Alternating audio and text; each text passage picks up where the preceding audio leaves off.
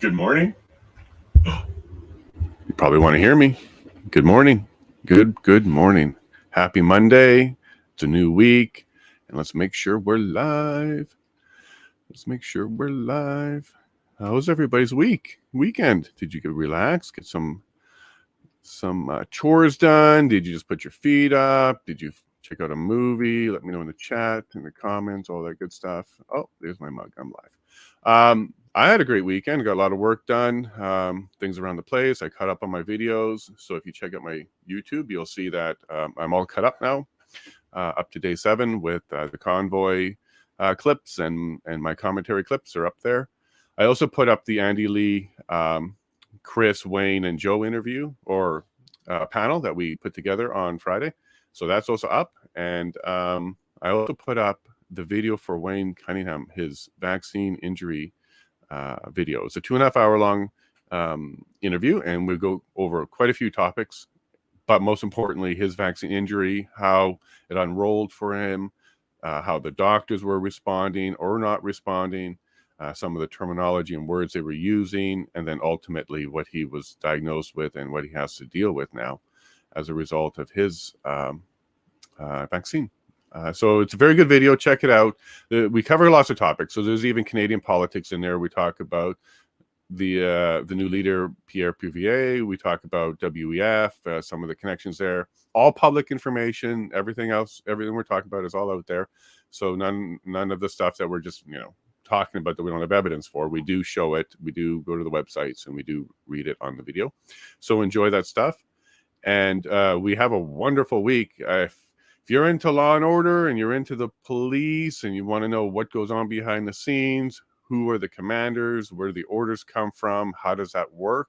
Well, then this is your week, because this week is all about the police, the OPS, Ottawa Police Services, and the Ontario Police, Provincial Police. They're going to be going toe-to-toe, back and forth the entire week. We're starting off with Steve Bell. So the interim police chief for Ottawa. This officer, he has lots of experience with the Ottawa Police Services. He's been there for quite a while. I believe he even So during the events, he was the one receiving the OPP documents, as we learned during the testimony. He was receiving the intel, and for some reason, according to the representative for Slowly, it appears Slowly didn't receive it. So Slowly was the chief. He was in charge before Diane Dean took him off, replaced him. But it doesn't appear he was getting the OPP intelligence. And the OPP intelligence, as we've learned, was very good, very accurate. And then why? Why was Bell not providing this information? So I'm going to be very interested in finding out all of those questions and to also hear his side. So from his perspective, as this was unrolling and the police board brings in a new chief from outside of the city, suddenly, what did that mean to him? How did that change things for him? Maybe we can hear a bit more about the internal struggles that were happening at the OPS during this time, even before the convoy. We keep hearing testimony about it was a split police force. There was a lot of infighting. So we might hear a bit more about that. We might also hear quite a bit about what did they believe were the lessons learned and how they believe they had no choice but to use the Emergency Act. I'm personally very curious on why the relationship with the OPP wasn't as good or strong as I would expect. Was there issues with jurisdiction? Was there some sort of jealousy? What was going on? Why did the OPS really not pay attention to the OPP? And then on top of that, if they're not paying attention to the OPP, who are they paying attention to? Which intel are they using? We heard a lot from Ottawa Police Services that social media is one of their sources, TV is another one of their sources. But what we're not hearing a lot of, and this is what I really want to hear about, is whether or not the PMO or the Prime Minister's office was a source of information, was CSIS, was the RCMP. Who else? Was there information from global sources, American sources? We hear a lot about the concern about funding from foreign agitators. We heard about agitators themselves trying to come to across the border. We've heard quite a few things. So I'm very, very curious where these sources are coming from.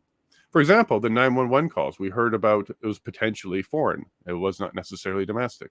So are we going to hear more about where is Steve? Where was he getting his information from as well, if it wasn't the OPP?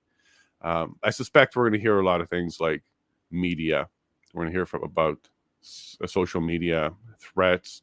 We'll hear about that.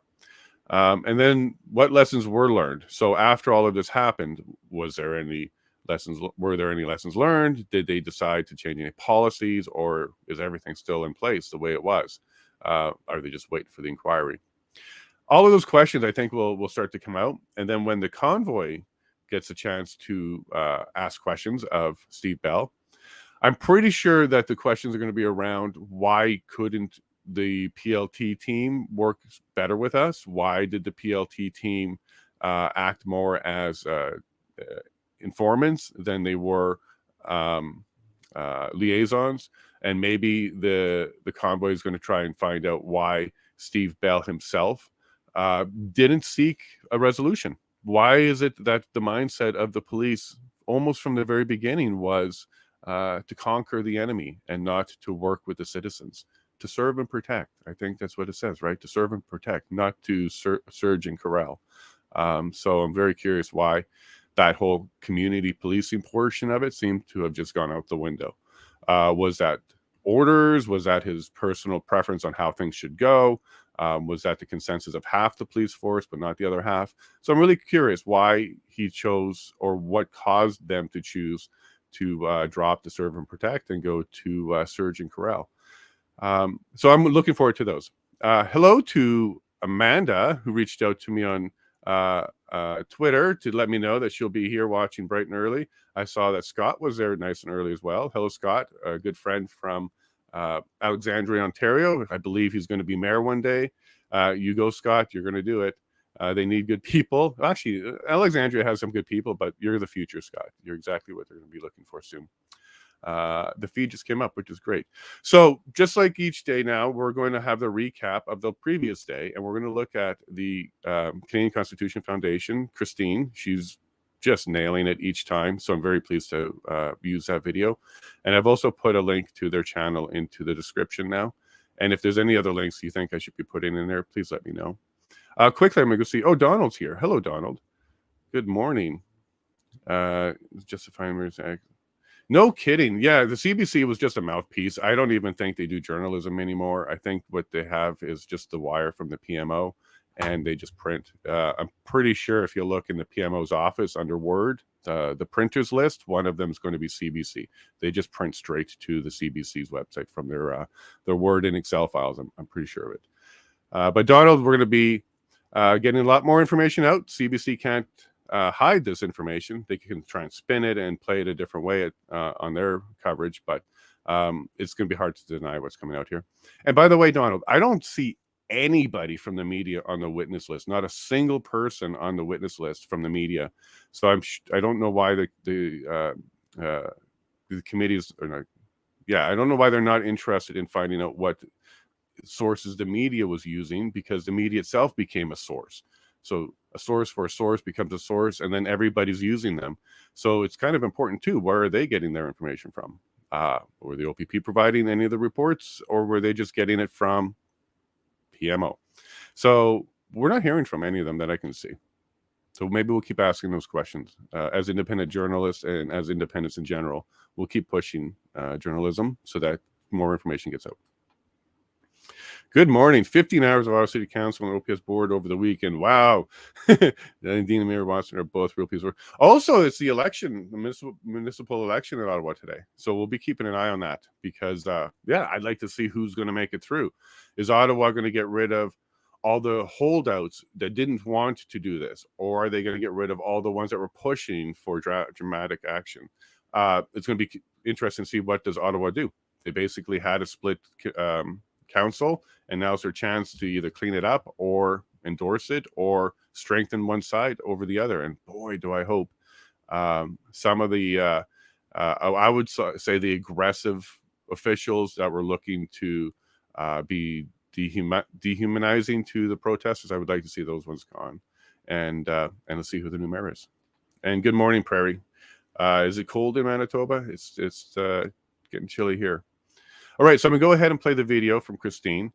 As usual, she's just wonderful. I'm almost completely in agreement, and I think this time I am. But anyways, here's a video, and I'll check back with you in a moment. Thank you. Hi there. Thanks for tuning into the Canadian Constitution Foundation and fetter freedom, and the federal structure can actually be used to prevent this when that fettering is outside of the jurisdiction of that level of government. I really hope that this book will expand your awareness about how our Constitution can protect you. Okay, well, we're running out of time, so I'm going to jump back in. The stream's going to be starting soon. A few things. Sad to hear that she's not going to be doing daily summaries, but I get it. I totally get it. I had to catch up over the weekend as well. And just like Prairie here, get the book. I'll post a link to the book as well. I'm going to read it as well. This is basically my entire platform as an independent candidate, which is to end federalism and go back to the Constitution, sections 91, 92. So her entire book is about that as well. So if you're not sure how that works and you're not sure what sovereignty truly is, get that book. It's free. Check it out. I'm definitely going to be reading that one and covering it at some point on a future podcast. Now, the items that she covered were all good, but she overlooked what I think is the most important one, and that is where they're all talking about central command, creating a central command. That one has gotten me very worried because, well, what is a central command? Who runs it? Who makes the decisions? And part of that conversation was around taking over when a city's police force is floundering or faulting. Who makes that decision? What are the triggers? We even heard that word being used by one of our favorite questioners, Paul Champ from the Ottawa Coalition of Residents and Businesses. He was asking about should there be a trigger and would that trigger have been met? I want to highlight something very concerning about that, because even though, the residents had some issues and stuff like that, the way that they're talking that there should be some sort of trigger where the OPP takes over the OPS, and in that case, they should, come in with the boots on the ground. And then he's also saying that this event should have qualified for that trigger. That's very scary because, as we found out, and even in hindsight, it was still a peaceful protest. So I'm very concerned that there might be some people are thinking that this was the level that it needs to reach for triggers to be put into place in order to take care of the protesters faster. I think that's dangerous talk. I think that's silly talk. It should never even have come close to triggering what they did trigger, which were the city's Emergency Act, the Provincial Emergency Act. So I already think these people are way too sensitive. It's going to be a hair trigger, and that's going to be dangerous. Donald, you did answer the question, and I think you're right. Media sources are probably the PMO. Yep, and they also have a very young social media savvy group this time too. So using social media and how they work it, they know what they're doing in the PMO's office. They should also know what they're doing, but yeah, they're the source, and I believe you're right, Donald. And to let everybody know, I believe, Donald, you confirmed you're going to be on our chat this afternoon at the lunch break. So 1 p.m. Eastern, we're going to be sitting down with Donald and maybe another guest or two and talk about, from a police officer's perspective, what's going on here. This is Police Week, so what can we expect? And exactly, how Donald feels coming from the Toronto Police Services. How would you feel if there was a larger or a superior police force always threatening your police force with taking it over if they're not living up to some sort of standard? So it'd be interesting to hear from Donald's perspective how that would kind of look and feel to the morale of the members of the police force. And also, Donald, maybe get this question ready. The Toronto Police Force keep being used as an example of a police force that's strong, that knows what they're doing, and has all the resources from the province that they need. In fact, the Ottawa Police Service has had a few pieces of testimony that sound very jealous of the Toronto Police Services. So it'd be neat to hear from you, Donald. The Public Order Emergency Commission is now in session. Good morning. La Commission okay, sur we're here. l'état d'urgence We're live, est dans and enjoy.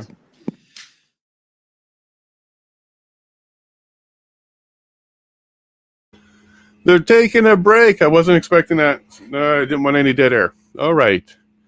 I am listening to it, and I was dealing with a generator and some stuff. Anyways, database is broken.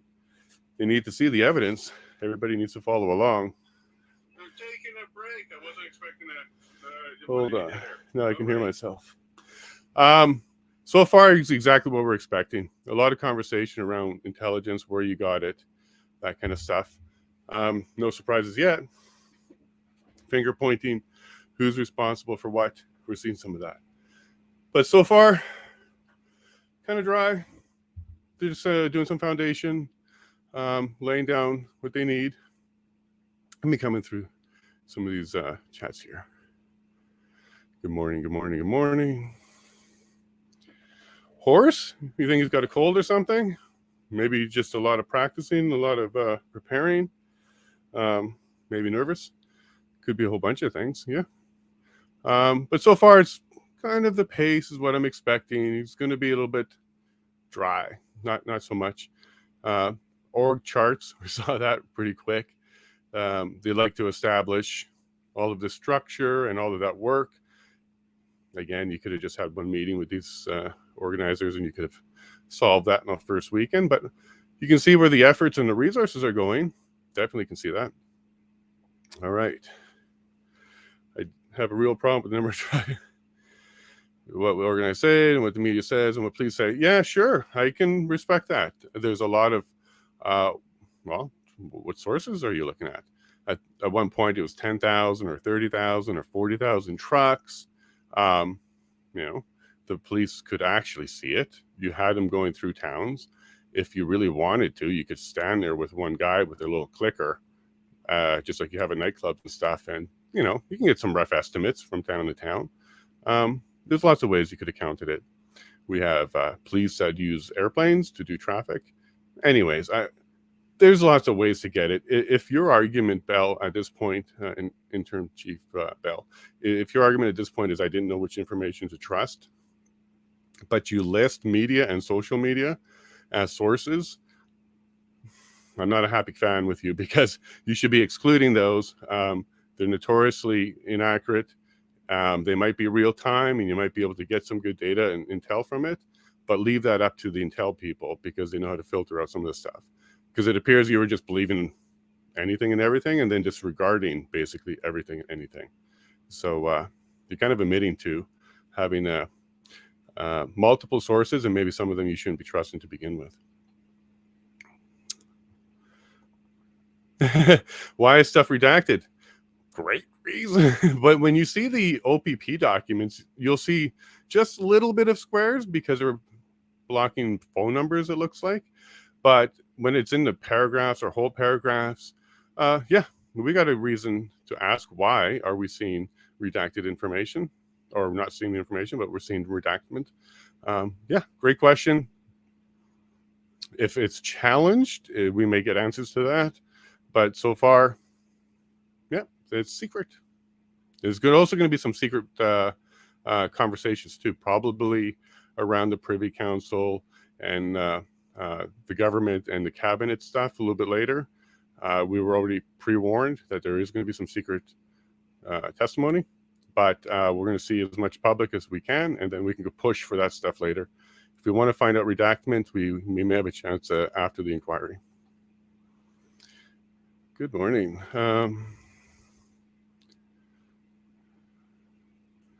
Yeah, again, like, look, if you really wanted the truth, Ottawa's had it, Zot had it, Viva Fry had it. If you really wanted the truth, you could have just walked out the front door of the Parliament and walked around and had it. You could have enjoyed a meal. You could have chatted with some people. If you really wanted the truth, it was there all along. I'm not a big fan, again, of where's your sources and how you're relying upon them when you can actually just look outside. It's a little ridiculous. Hi, Connie. Nice for you to join us. Did you miss anything? Well, it depends how far back that question goes. This morning, not so much yet.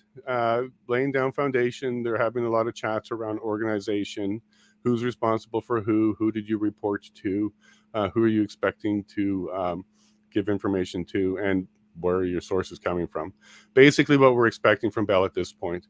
I suspect the afternoon is going to be uncomfortable for him because there's going to be a lot of harder questions for him. The committee council, what they do a great job at is trying to pull out information from all sides in order to get to their mandate, which is to find out whether or not there were grounds and enough to invoke the Emergency Act itself.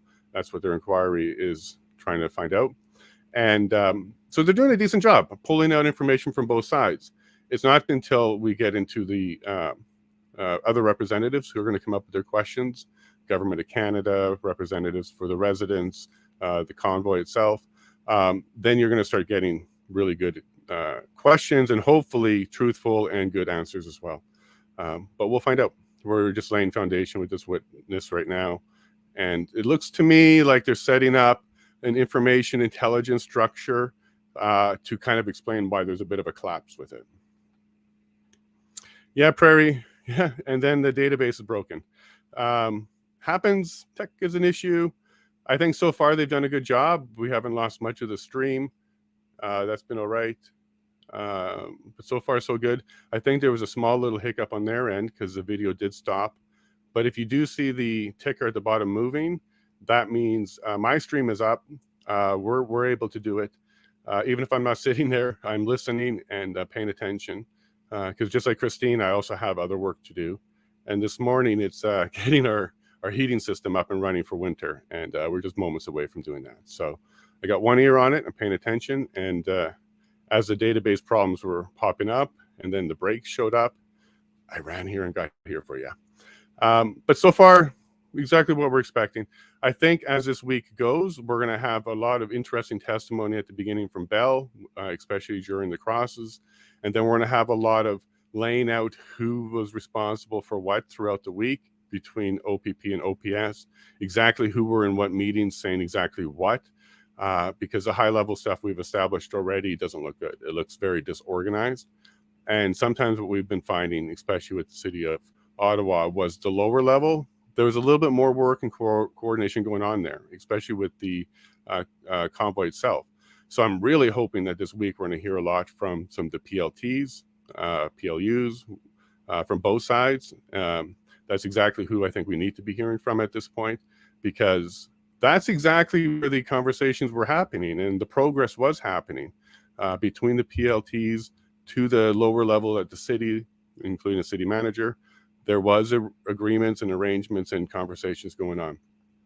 It wasn't until there was a complete breakdown where the OPP PLT team kind of got sideswiped by the Coventry incident with the fuel moving, that both sides, OPS and OPP, said the relationship was strained.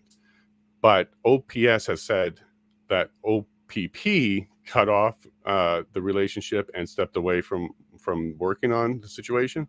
However, the OPP contradicted that. They said, no, we never did leave.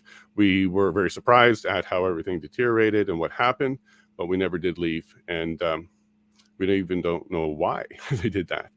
But we're going to hear, I think, from all of those people this week, the PLTs, the PLUs, the commanders for them, and we'll also understand a bit of the order structure. How does that work? And we're definitely going to learn a lot about how the intelligence structure works. Today, we're seeing how their data works, how the information works. There we go. It looks like maybe they rebooted the computer and they're back. All right, folks, enjoy the rest of it. I'm going to be listening. And the commission is if I have to run back, commission I will. Enjoy. Hello, Wayne.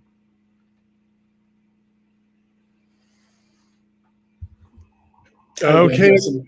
Hi, Wayne. Okay, everybody, that was more of the same. The magic word here is Hendon report. He should have read them. I think we heard testimony he had them since the 27th, and he wasn't using them. We heard he was using social media, but not all social media. So, for example, we didn't know how big it was and how long it would last is disputed by the GoFundMe website.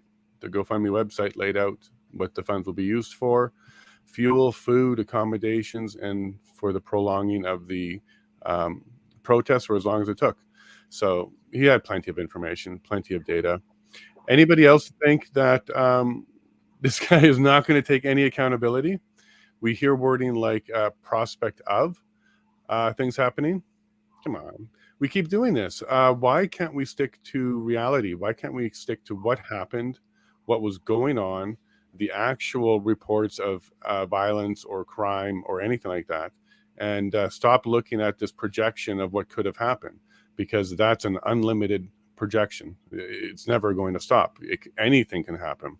One of the points I tried to make in the chat was, He actually said the sentence along the lines of, we don't have experience with this many people with the potential of violence. Well, that's a ridiculous statement, because every single time we had Canada Day or anything at any event, there's always a potential for violence. If there was never a potential for violence and only when people were disgruntled, well, then why have police at any event? Why have security at any event? Yeah, completely. There's always a potential for violence.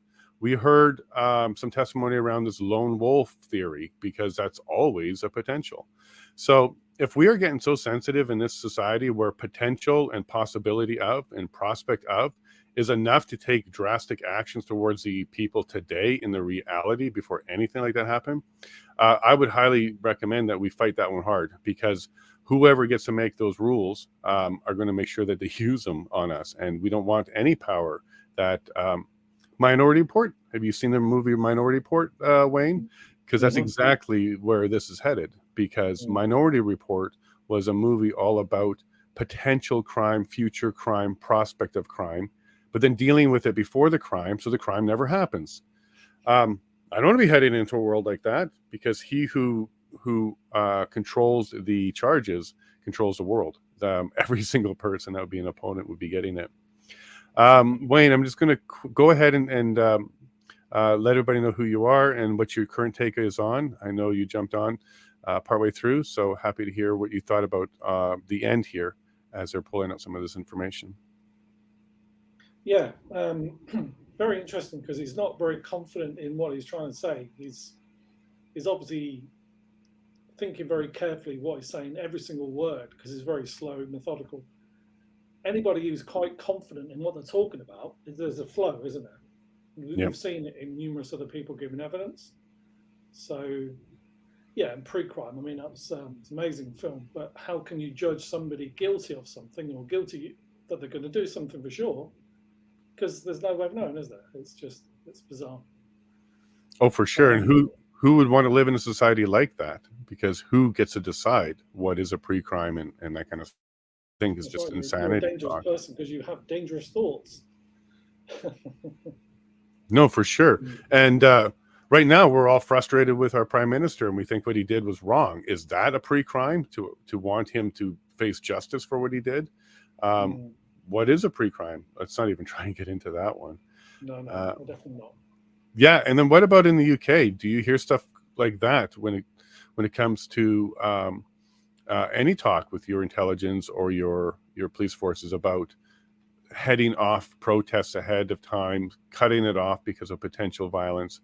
Do you hear conversations like that happening too?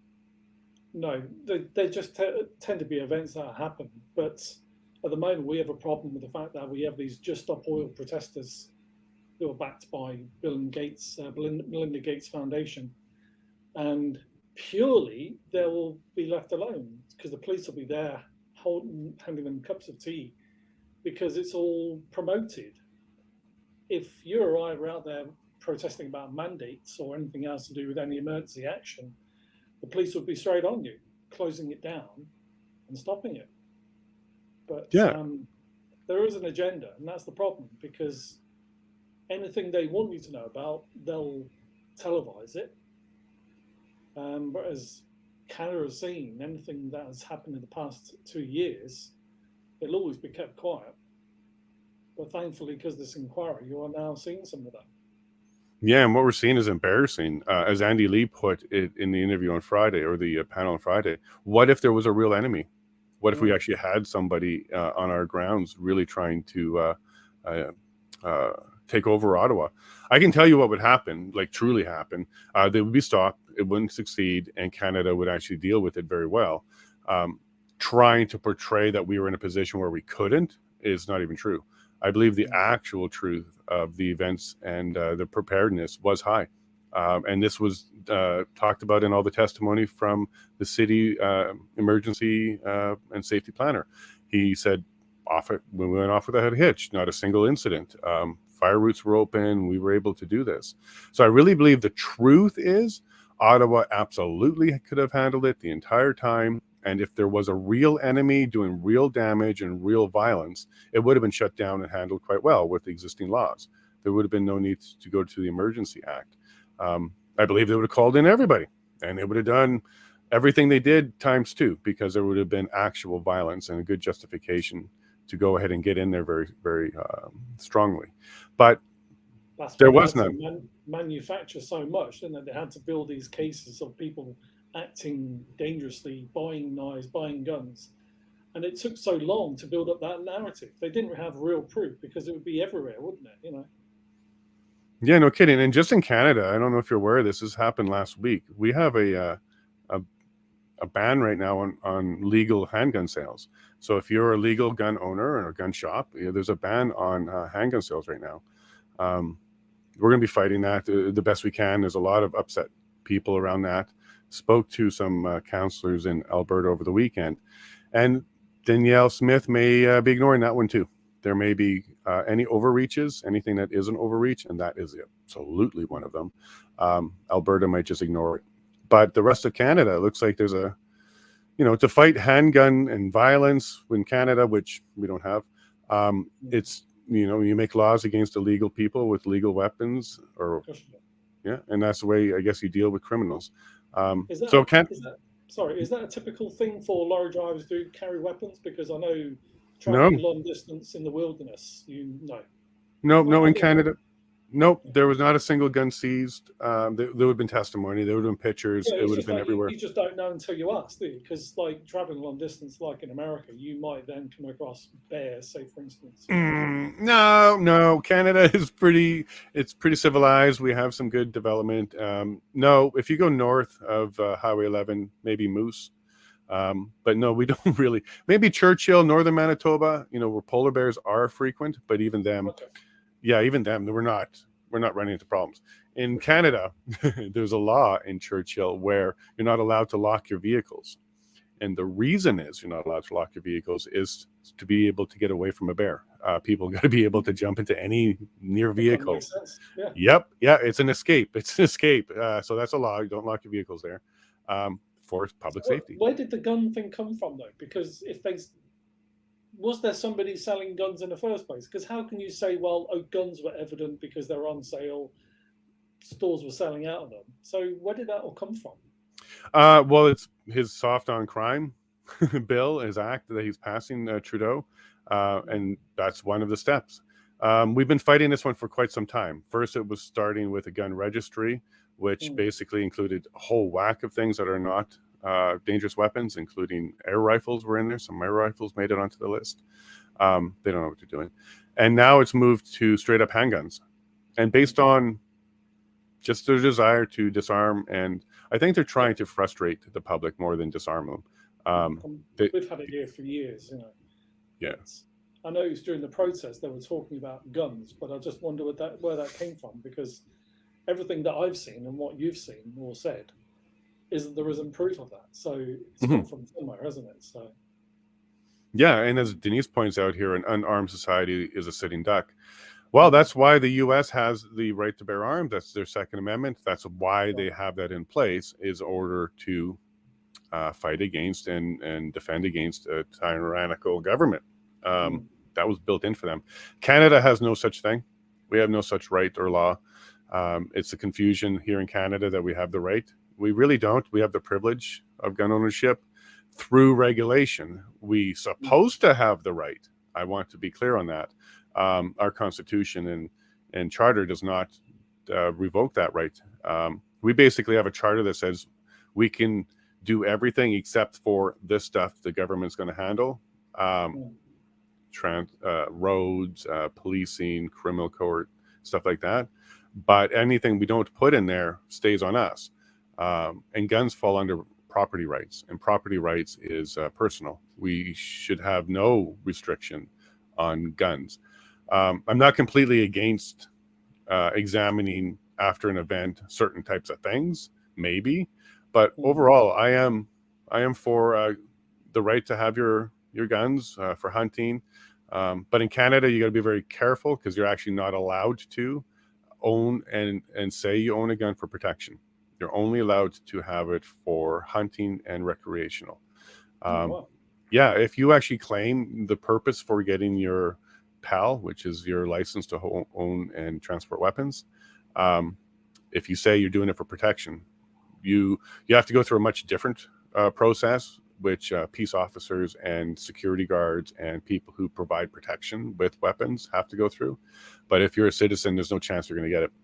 You are taught when you go through the courses to handle guns, because that's a prerequisite to getting that license, how to fill out that form correctly. And even if one day it's used for protection, your sole purpose for owning and maintaining and keeping that gun is for sport, recreation, or hunting. No other reason. Now, Denise is right, though. Like, an unarmed public is open to whatever. But I don't think in Canada we have to kind of worry about that, because that would require an armed police force. And I don't think they have that yet. I think Ottawa exposed that. That's why they needed to bring police from everywhere to deal with the situation they thought they had. So I don't think we'll ever see, police going after people to take away their guns in Canada, especially Alberta. But I've been wrong before. So we'll see where this is headed, because I never thought they would ban legal handgun sales between legal PAL owners and shops. There's no sense there at all. And James is saying American news, probably around the guns, right, James? Here we go, Denise, Second Amendment. Not after hunting. Yeah, for sure, because it's an amendment, right? It wasn't in their first one. It was added after the fact, along with freedom of speech. And those amendments are because they found something was lacking. And yes, after fighting the war, they had to deal with that. For the U.S., and they're not even shy about why they have their guns in there. It's for protection against crimes. They openly claim it, don't they? Mm-hmm. Yep. But I could be naive. I don't think Canada would ever get to an armed resistance on any issue that's in front of us right now. I think parliamentary process will work. I think our elections will work. I don't think the elections will be stolen in the way that some people think they could be. Our federal election system is not bad at all compared to a lot of the other ones around the world. It's certainly doing a lot better than ours at the moment. Yeah, sorry? It's certainly doing a lot better than ours at the moment. Cool. So we've just got a new prime minister today. Yeah, you guys switch them, I think, is what, every month now? You guys are switching prime ministers now? Is that how that works? But the problem is, he's part of the Young Global Leaders Training Academy. So from one to the next, it's always the same problem. We are not going to improve until we get rid of the WEF out of the cabinet, which is what Poilievre's trying to do, isn't he, in Canada? No, he's not that vocal yet. He's distanced himself from that group. He did state that, didn't he, in a clip I saw on right, that's what I'm getting at. Yeah, he distanced himself from that. He did say things along the lines of, I don't agree with them, and I think that's bad. But he also has 3 members of his party still listed with them. And and he's not vocal like Danielle Smith is. Danielle has been very vocal recently, specifically calling them out and laughing and mocking the arrangement that they have with Alberta. If we heard that more from Pierre, then great. There's a whole bunch. Oh, here we go. Looks like we're back. I got some audio back. Okay, and join us on the break. There's going to be a bunch of guests. Well, there we go, everybody. That's quite the morning. A lot of finger pointing, and clearly these people are so disorganized that they don't even know who to blame anymore. There's definitely 2 police forces in Ottawa, one good one, one bad one. We have no idea which is which yet, but they certainly did fight each other a lot and have a lot to say, right down to not even remembering what meetings he was in anymore, and a little bit uncomfortable when asked if he was there. He kind of said no, but if you have proof I was, then maybe I was. I'm not a big fan of those kind of responses. And as you can see, my screen is full of faces. We've lined up some of the best out there. Have contact with some new people, so we're going to be doing some introductions. Some of them you may already know. Wayne and Chris have been around for a bit. And then some of them you may have heard of, like Donald, who's here to give us a perspective from a police officer's standpoint. And I'm sure he's got a lot to say. And then Ethina, I'm sorry about your name. You're going to introduce yourself, and I'll get your name correctly. My wife loves your name. So we're going to be able to get that clear. And he reached out to me from Saving Democracy here in Alberta and had some things to say. Get out. Joe Rampart just joined as well. So we're going to have a full panel today. And first, I'm going to ask Wayne and then Donald to go ahead and quickly introduce yourself as we go around this panel. Hi, my name's Wayne Cunnington from the UK. I'm Donald Best. I used to be a copper in Toronto a long time ago. And Chris? Hey, quick intro, Chris, you're muted.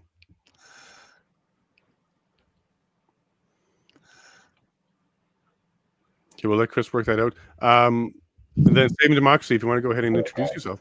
Sure. Hi, I'm Etienne Lebel, and I'm leading Saving Democracy, whose mission is to strengthen democracy through long-form analysis, debates, and investigative journalism. And I was a former science watchdog and published author in psychology and metascience. Merci beaucoup. Well, thank you for joining us. Salut. Salut. And then Chris, go ahead. Hey, I'm Chris Erickson. I'm out in British Columbia, and primary work is in human rights advocacy. Done some political work working with Indigenous communities. I'm kind of an independent in the middle guy that just like take a look at 30,000 feet and see where we're at. Thank you for joining us. And Joe, how's your audio today? Have you got me on this time? Yes, we can hear you. Fantastic. There you go. Coming live from Edmonton, Alberta, watching the committee in action. We're listening to the bell ring. What are we hearing that we did or did not hear in January of 2022? I remember those police commission meetings. I do. Do you? That's wonderful. And yeah, the bell is tolling for Ottawa right now. It's ringing loud. All right, so I'm going to just jump into this. Thank you, everybody, for joining me. We kind of have two topics that I would want to touch on. One will be around police forces and how they're supposed to respond and act, and another one around democracy, sovereignty, and how the government is overstepping, what kind of oversteps, and where do we go from here. I think we have a fantastic panel today for those particular conversation points.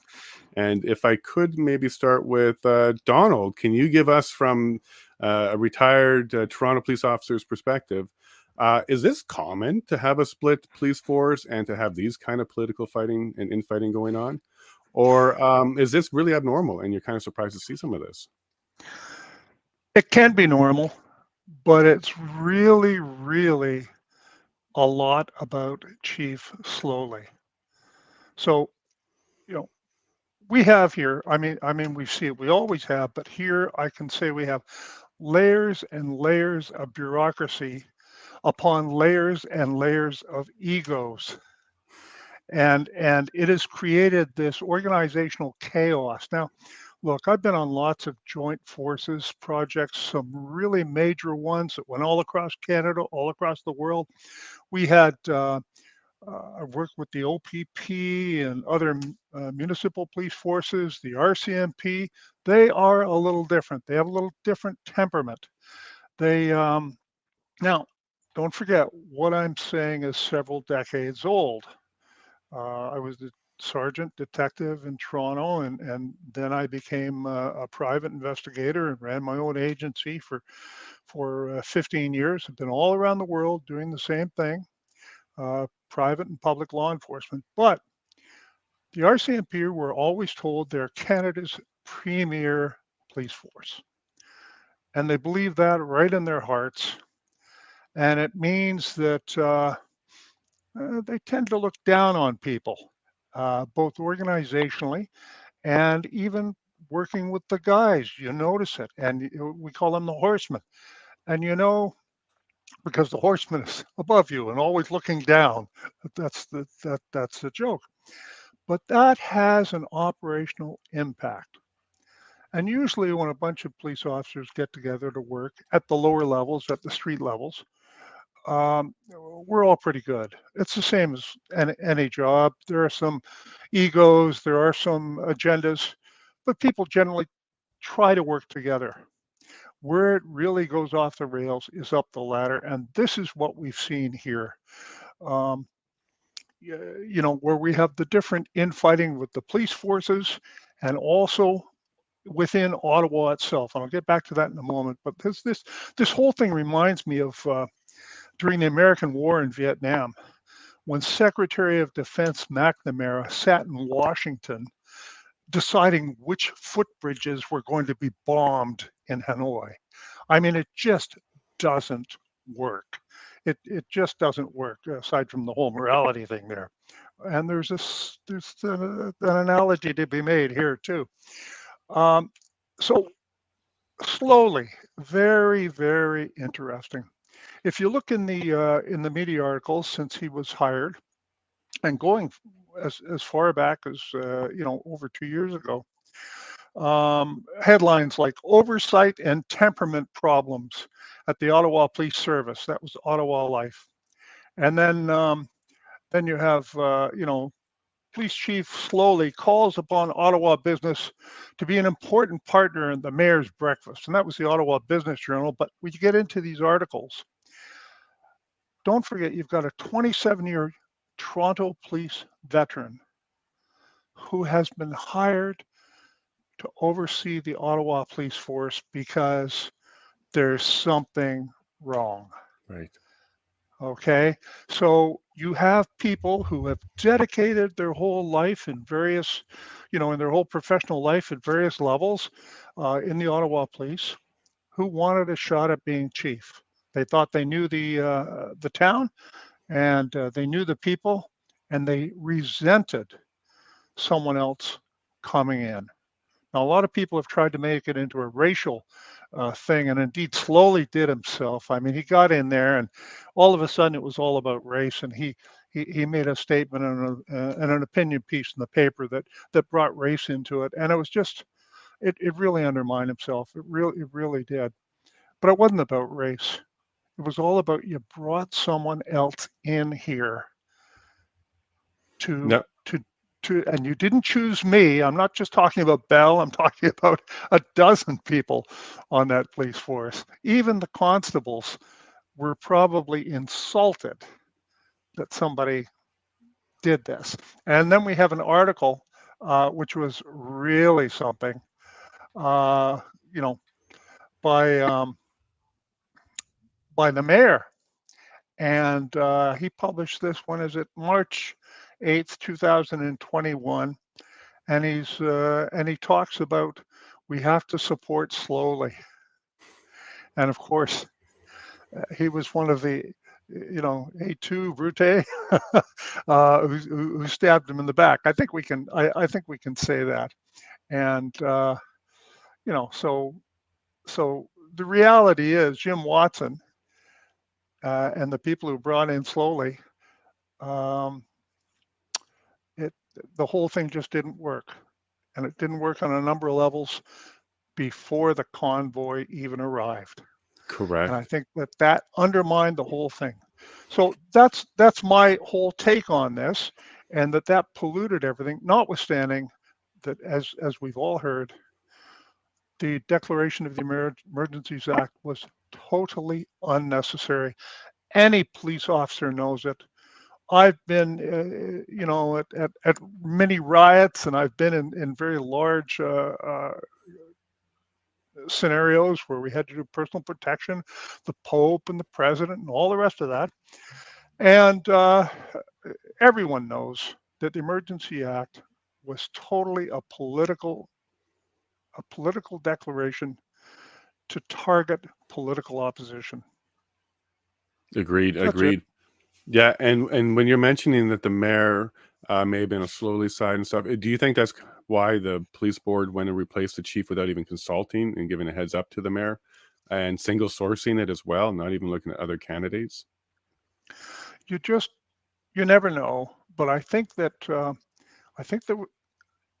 in part their decision was because it didn't work having an external chief.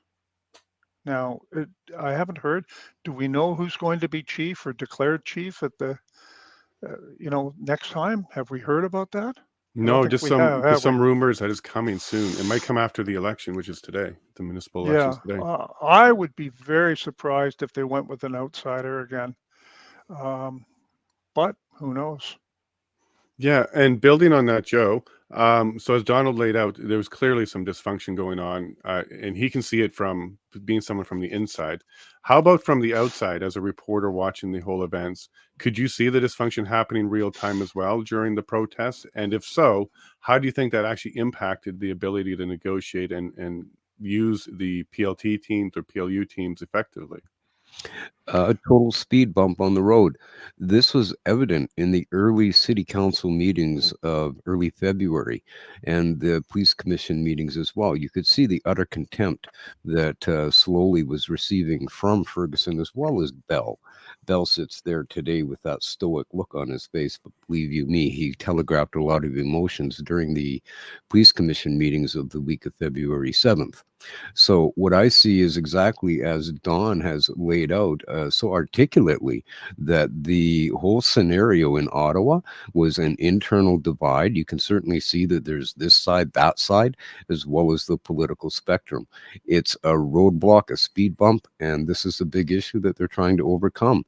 It's a continuation of ping pong with a grenade. Who's going to get stuck with the hot potato today? Absolutely. And we've heard a lot of talk, Donald and Joe, about a new central command or possibly a command OPP level or higher that would take over when city police forces fail.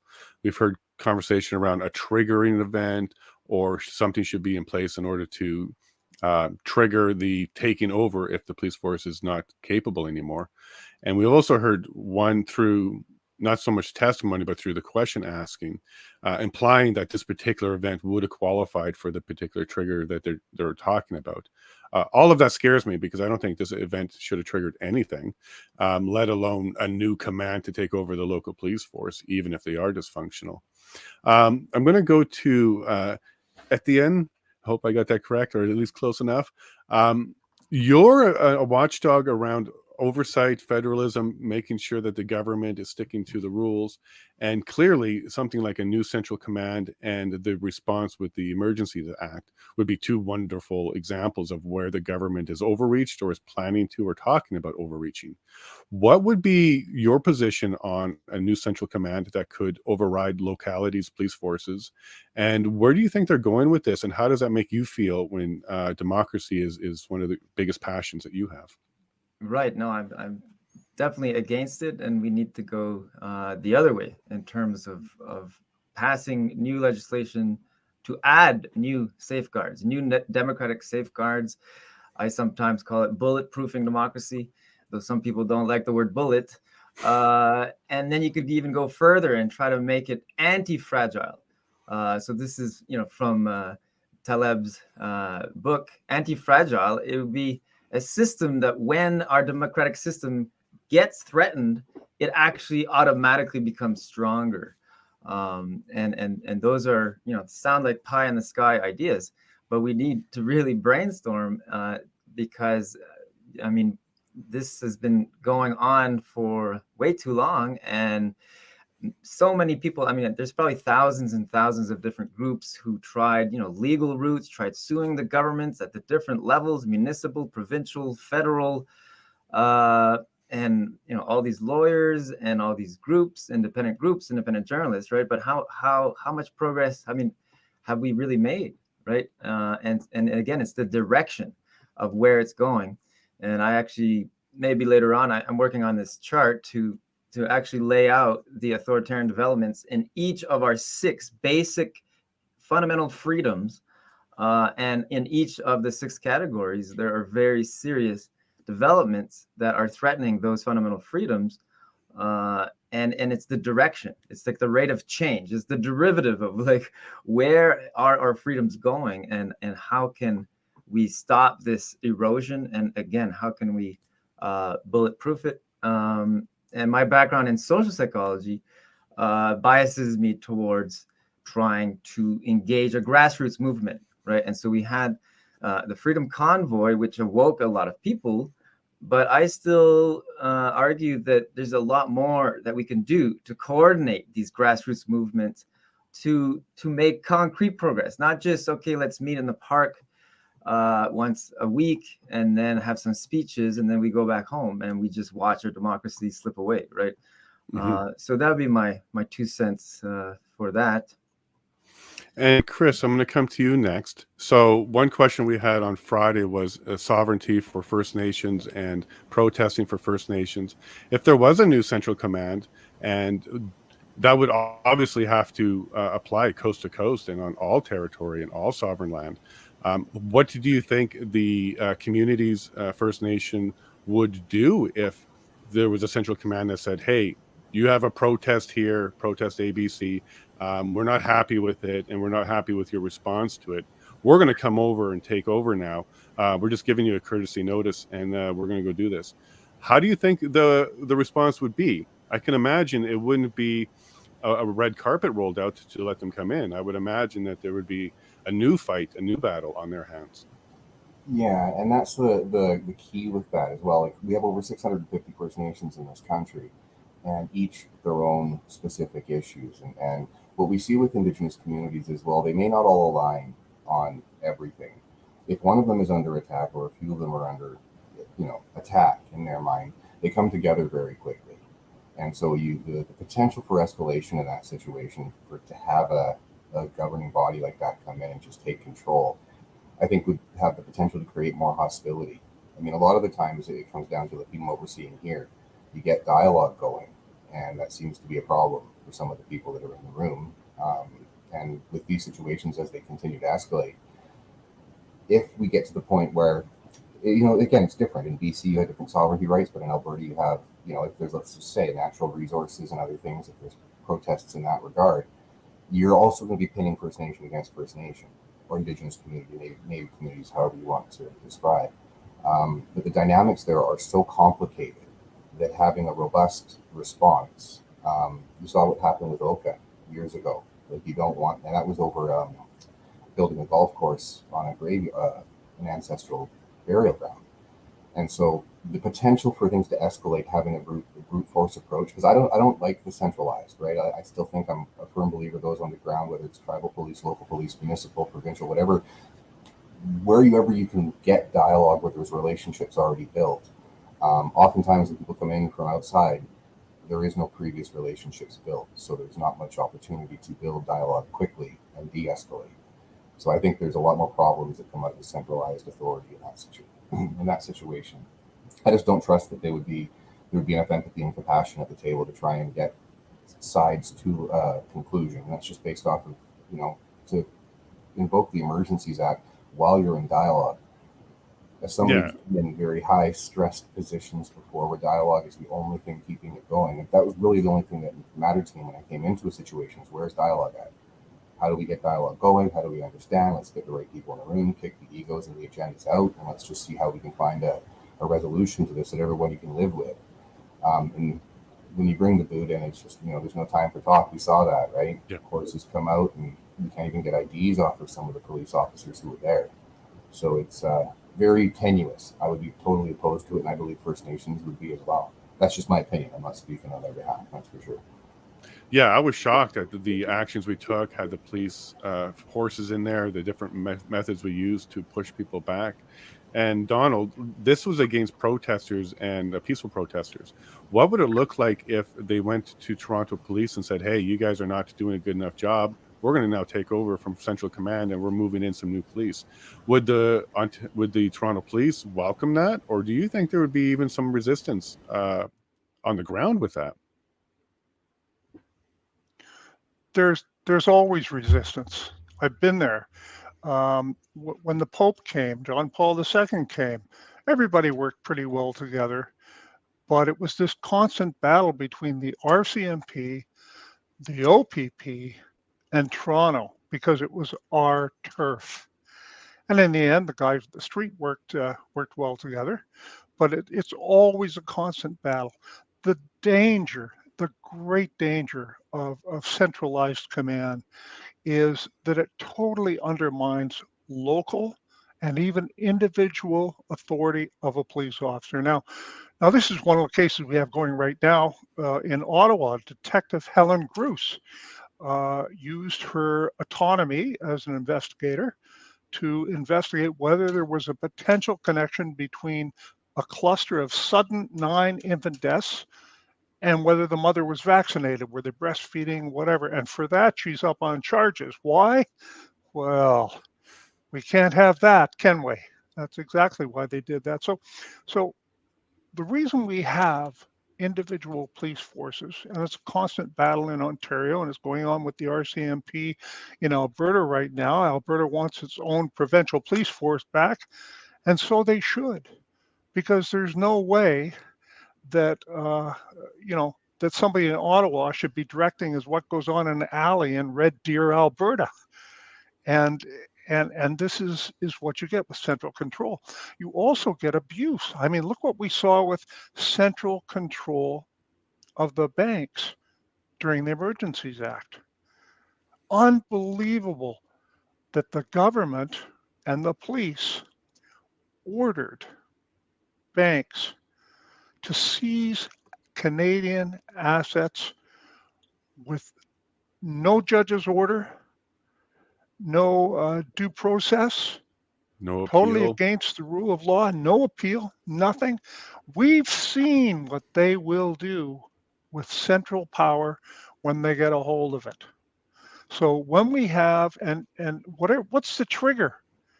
A bunch of bouncy castles? I'm serious. We heard throughout the entire intelligence briefings here that it could have been, would have been, might have been, should have been. We were fearful that, but in the end, we saw nothing.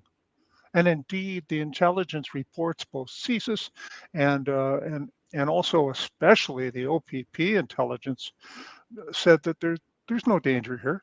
It's unprecedented. We have a bunch of middle-class Canadians who are coming to deliver a political message to Ottawa. Nothing wrong with that.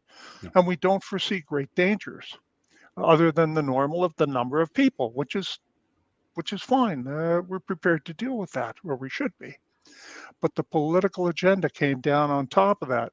Prime Minister refused to meet with them, name them, called them names, said they were dangerous, said they were all sorts of things. And at the same time, having met with Black Lives Matter.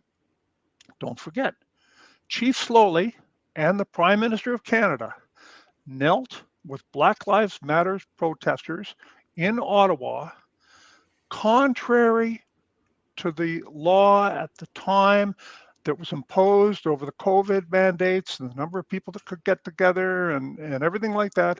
They broke the law. They destroyed the rule of law. So once again, we have totally arbitrary enforcement of the law based on, hey, the Prime Minister doesn't like this group of people. Now, you put a centralized police control on that with the Prime Minister or a friend of his pulling the strings, and, well, we don't want our country going there, do we? So absolutely no to centralized police control. This is has been a battle all throughout history. Oligarchs and tyrants want centralized use of force, and that's what it is. So no, it's dangerous. That's I my agree vote. completely. I agree completely. And at the end, here in Alberta, we're pushing for the Alberta Police Force. And I think what we've learned here, this is a fantastic example or a template of why we should have an Alberta Police Force. Exactly what Donna was saying, having the banks all cooperating with the federal government. And for example, at the end, we had Tamara Lynch picked up by the RCMP here in Alberta and then dragged across country on a Canadian-wide warrant. That should never have happened. That should have been an extradition type of process with our courts here. It should have been our police cooperating with federal police. It shouldn't have been a federal police force that just came and took her. So for those reasons and many more, I am definitely for APP, the Alberta Police, Provincial Police. Where you stand and how does that fit within the push for democracy and sovereignty that you're working on? Yeah, I mean, I definitely would support that as well. I guess I just have some skepticism with some of these pronouncements that just seem just a bit too good to be true. And I don't think we don't need to go that far back with even Jason Kenney. At first, when they were first talking about the COVID vaccine mandates, of course, he came out and said, no, we would never consider that. And then 3 months later, well, we might need to consider that. And then 3 months later, we are going with that, right? And so with Danielle Smith, there's just a lot of question marks and a lot of, I would say even already a lot of issues. So for example, her, choosing the same cabinet and then adding, instead of firing Hinshaw, and again, we need individual accountability, right? And this is really important, whether it's an individual police officer. So for example, during the Freedom Convoy, not to digress, but, all of a sudden the bylaw officers, and I was an Ottawa resident for 2 years while the Freedom Convoy was going on. And I know that Ottawa bylaw and Ottawa police are very good at their job. So why did magically they were told, don't go in the red zone because it's so dangerous? But no, it's your responsibility to do your job, right? And so to go back to Alberta, it would be Danielle Smith's job to say, well, let's hold Hinshaw accountable. Let's not just add some new management, right? Because what she did, from my understanding, is serious medical ethics violation with bringing in COVID mandates, vaccine mandates, right? So how come she's just pushing that under the rug, making these grand pronouncements that sound too good to be true? So I definitely applaud these developments, but I'm also skeptical, even though I don't want to be. I want some good news, right? But the job of an intellectual, the job of a careful thinker, is to be skeptical and look at, are all the facts lining up here? What are some problems with Danielle Smith? What are some problems with the Alberta Independence Party, which is similar? Like on the surface, that sounds great. But you dig a bit deeper and you're like, well, what about Saskatchewans? I mean, like Saskatchewans and Albertans are kind of brothers, right? Mm-hmm. So, maybe there are problems there. Maybe there's possibility that they want people to just go back again, sit back on their couch and say, okay, well, we've got Danielle Smith, we've got the Alberta Independence Party. We can just sit back and go back to our lives and be, keyboard activists. And so I applaud the news, but at the same time, I'm skeptical. And again, I think we need to get down to more concrete actions and grassroots movements to awaken the people. Because again, if the majority of people still believe in the narrative that the coronavirus is this dangerous virus for everyone and that the COVID vaccine is safe and effective, then I don't think we'll make much progress, right? Because if those things are true, which I believe they're not, but if you truly believe the coronavirus is dangerous to everyone and the COVID vaccine is safe and effective, then it does potentially make sense to start saying, well, we should have quarantine camps and we should, block and discriminate against unvaccinated people, right?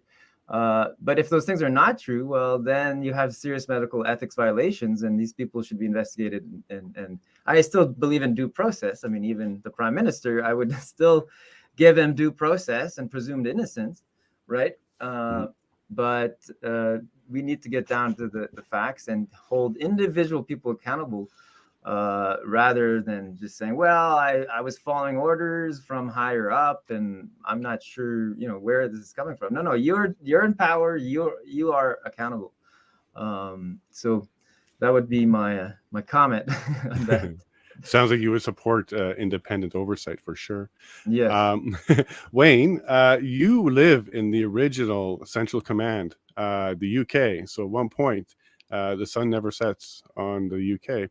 But over the years with Queen Elizabeth II, less and less, they were creating more sovereignty. They were not so much allowing countries to leave, but there's more of a release of the Central Command over the last, say, like 40 years or so, and a renewed call for a lot of that now that the Queen has passed and we're on to a king.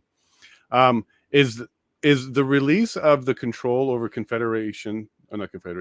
Commonwealth, is this why we're getting a power vacuum that's coming in behind, and we're now getting another global or UN or another type of organization filling in the gap behind the Commonwealth as the Queen was releasing power?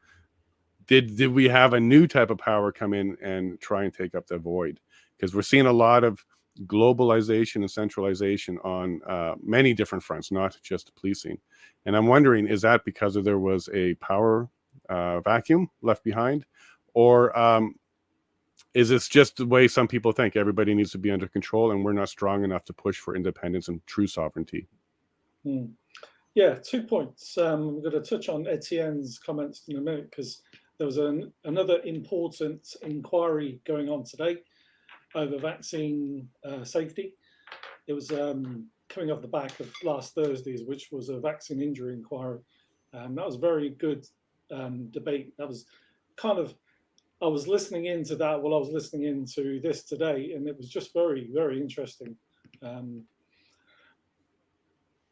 The comments made by some of the politicians were very pro-vaccine, very, very much that they are safe and effective. There's no evidence that they aren't, which is totally false, because all the evidence is out there. Our own MPs actually stated this fact in the chambers, that there were numerous statements made recently, even the one in European Parliament by the MEP Rob Roos, about that they never even tested the safety and effectiveness of the vaccines before they put them on the market. So all this is out there, but of course they don't want to acknowledge it, and they won't acknowledge it because that's too damaging.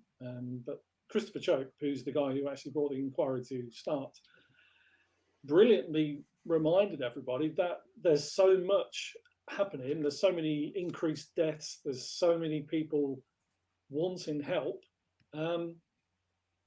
And it's a good point, because it's fighting back against their narrative. Touching on what you were saying about the royal family, the Queen held the country in such a way for many years that she stopped the globalists actually introducing more things, because King Charles, I'll say, I don't think he's actually earned the title because of what his policies he actually wants to bring in. He's very much for the green agenda, which you're probably aware of. He's been part of the Terra Carta, which is a green-loving ideal that they want plants and the earth to be reigning supreme. So that means the people who live on it don't come anywhere near. So we must protect the earth. We must reduce the population, which is pretty much what the World Economic Forum has been channeling for so long. So the danger is, with him now sitting in the hot seat, how fast will he then push these things forward? There are a number of countries talking about the Commonwealth, and actually should they now leave it, because things are changing too dramatically. What was once a lovely sort of a romanticized ideal of having the royal family as part of your country is now sadly changing. So many connections were lost during her reign, like 70 odd years reign. There's been a lot of respect, a lot of thought given to people, and people respected that. But with now her gone, that connection's lost, and so they are, I don't know if they're actually going off the royal family, because some people will love it forever. Everybody's thoughts are differently on it. My thoughts changed very many years ago with the death of Princess Diana, and numerous connections to that. And the family has gone through a lot of battles with Prince Andrew and his connections with the Epstein family. So they are a family in trouble. Yeah.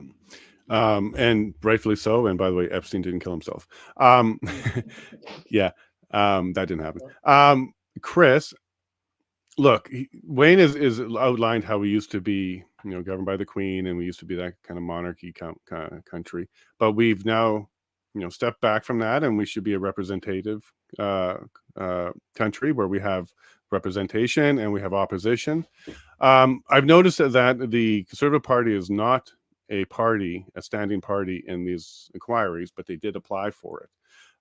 They did look to become a standing party, but they They are not there.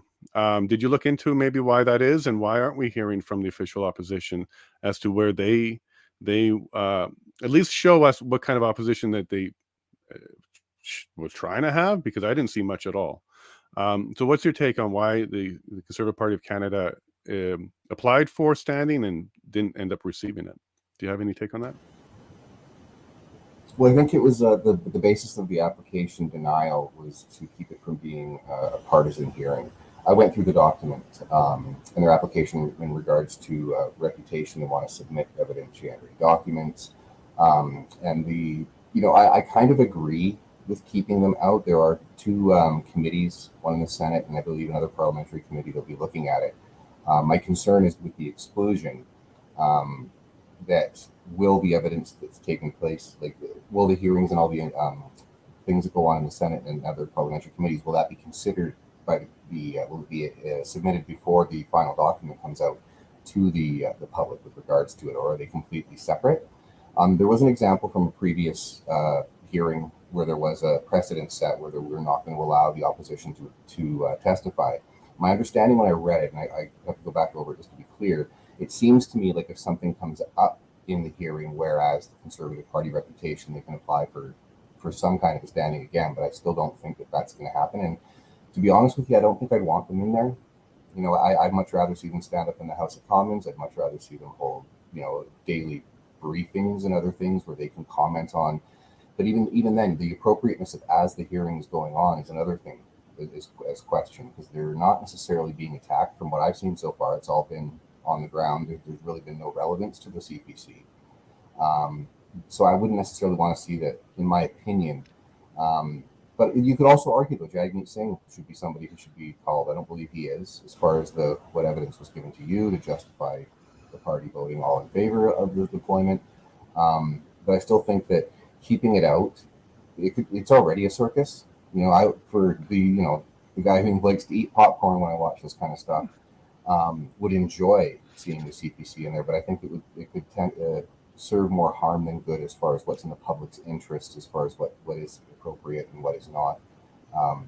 But again, it's still, they applied for it, and it's sad to see. But in the end, I agree with the decision to keep them out. I just think it's better for the process. Don't allow any more tainting to happen, and just if they want to do things on the outside, I would encourage them to comment on things, but I think that you could also argue it would be better once the have them comment and do a full overview of the results of the hearing, and as opposed to stoking flames during it.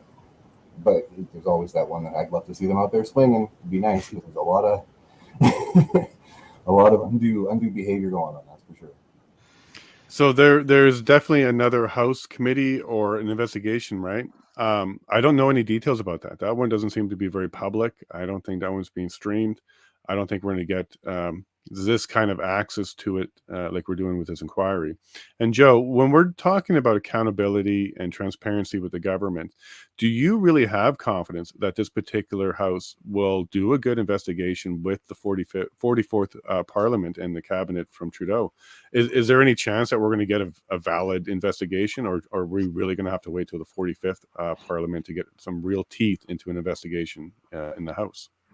I really think it depends on the ability of the presiding judge of the committee to articulately either cover the facts, obfuscate the facts, or clarify the facts. A lot of it's going to come down to his report. A quick comment on the lack of conservative representation at this point in the committee. Well, you pointed it out clearly. You didn't see any opposition to any of this from Aaron O'Toole or any one of his other bang of fools. So what we're basically dealing with here is a continuation of the usual Canadian process of let's take a cup of tea and talk it through until we're ad nauseum blue in the face. The bigger concern that I have is the development that will occur on November 17th when the new city police chief of Ottawa takes the helm.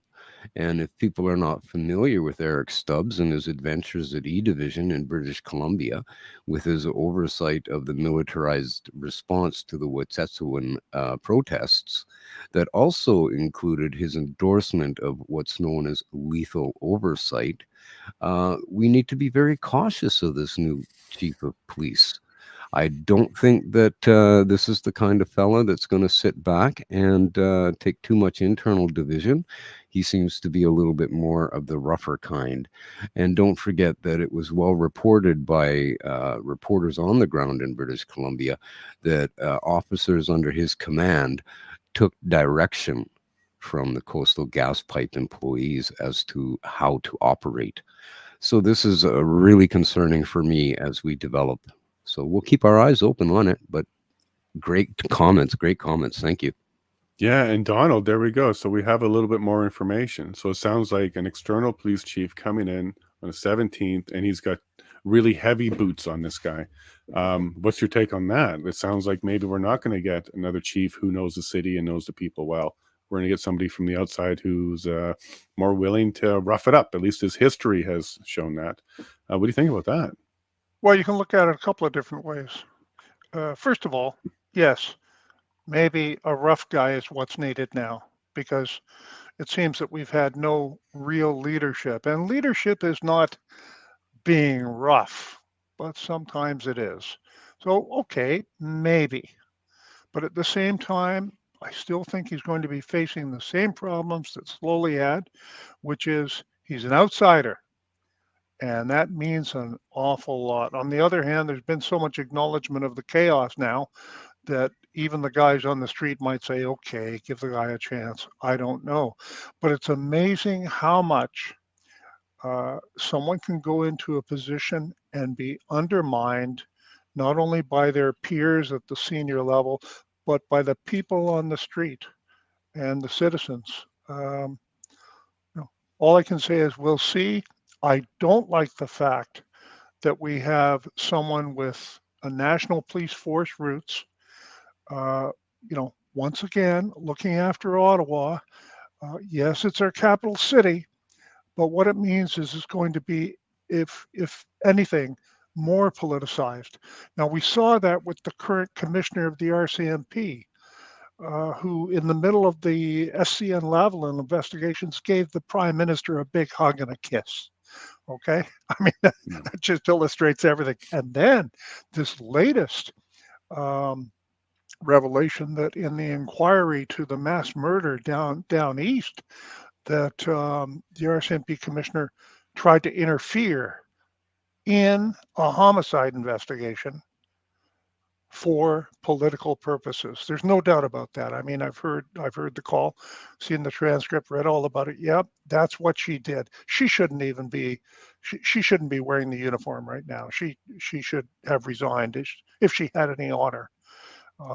She has thoroughly politicized the police in favor, our national police, in favor of the sitting Liberal government. Never before have we seen this to such an extent, and openly talked about, and no one cares, and they do nothing about it. So I hope, and I fear rather, that now that we have an RCMP as chief of the Ottawa Police Force, I fear that will lead to more external control of policing and an undermining of local, individual, and police force, police organization autonomy. Yep. I agree with you 100%. That seems like why they're bringing this one in is to usher in that new central command with the consent of the OPS. That's what it looks like to me too. Do you think other police forces like Vancouver or Montreal, what do you think they're going to say when this conversation continues? Especially Montreal. Okay, they're going to say no. They really are. There's going to be a lot of pushback. I think that this, they might talk about a central plan for Ottawa if something big happens, and they'll try and impose that. But by gosh, I'm chief in Kitchener, Ontario, and I'm not going to send my people unless I want to. And that's the way it goes. So There's a lot of pushback there. Don't forget the Canadian Association of Chiefs of Police. It's a major organization in Canada, of course, but within that organization, they have the major cities organization. So if you're chief of police of a major city, you get to be part of that. And a lot of what goes on is made at that table. A lot of federal policy and response across Canada is made at that table. And I know those people, at least I know the type of people they are. And this is my town. Ottawa is not going to direct me and give me No orders. kidding. And Yep. and Etienne, so we were hearing from Chief Superintendent Purdy about if they were to do the central command, it would require participation from everyone. And now we know what that means. They would want 100% participation. I can't imagine Edmonton and Calgary being one of the first to jump on board with anything like this. So what do you think might be a response from those two police forces around the idea of voluntarily mandatory being part of a central command? I can't imagine that they would be buying it anytime soon. And what would you think it would take to force them onto it? Because that would be the only way to get all police forces on it. Yeah, I mean that's really unclear. I think they would have to use some kind of coercion. But again, how can we get more accountability when things like what Donald just mentioned is even like the RCMP commissioner not acting ethically. Of course, we all know that Trudeau has how many ethics violations. And I saw that in my science watchdog work as well. I mean, I submitted ethics complaints violation against all Canadian funding agencies, right? So there's 3 funding agencies that give money to researchers to do research, whether it's medical research, physics, and they're not even abiding by like basic ethical codes of conduct of like sharing data. So science, you don't believe a scientific paper because it's published. You believe it because you can check the details yourself. And that involves what's now called open data. And there's all kinds of technology to make sure that you're sharing data and de-identifying data so that you're respecting confidentiality rules. And so I submit these ethics complaints, and they just basically write back 6 months later saying that your evidence is insufficient. And it's like, okay, now I need to file an appeal, right? I need to file an ethics complaint against the ethics commissioner, right? And it's just like, it seems like, again, how can the things be this bad, and how could it have accelerated this quickly where even ethics commissioners are acting unethically, right? And this is, again, where we need to get a lot more creative and a lot more aggressive. I mean, in terms of offense, right? So I really think offense is the best defense, and there's just too much defense. People are on the defense. They're like, oh no, we have these COVID measures. Now we're in defense mode, and now we have this new problem, and now we have the mandatory masking and the lockdowns, and then the COVID mandates, right? And so I think we need to actually have more offense, right? To be in a better position instead of just retroactively catching up, because they whoever they is seem to be several steps ahead of us, kind of like a chess game, right? And they have a lot of resources, they have a lot of people working, and so I think we need to adopt a more offensive strategy. I'm not talking about armed resistance. I'm talking about like actual offensive, like mobilization of lawyer groups and human rights lawyers and independent journalists, and just keep plowing down of like, okay, ethics complaint and then an appeal, police. Donald could speak about that. Like, so even with the COVID vaccine injuries, I had started a letter signed by independent scientists to look into, this was last year when there was a series of young deaths among young healthy people following COVID vaccination. It was covered by Randy Hillier.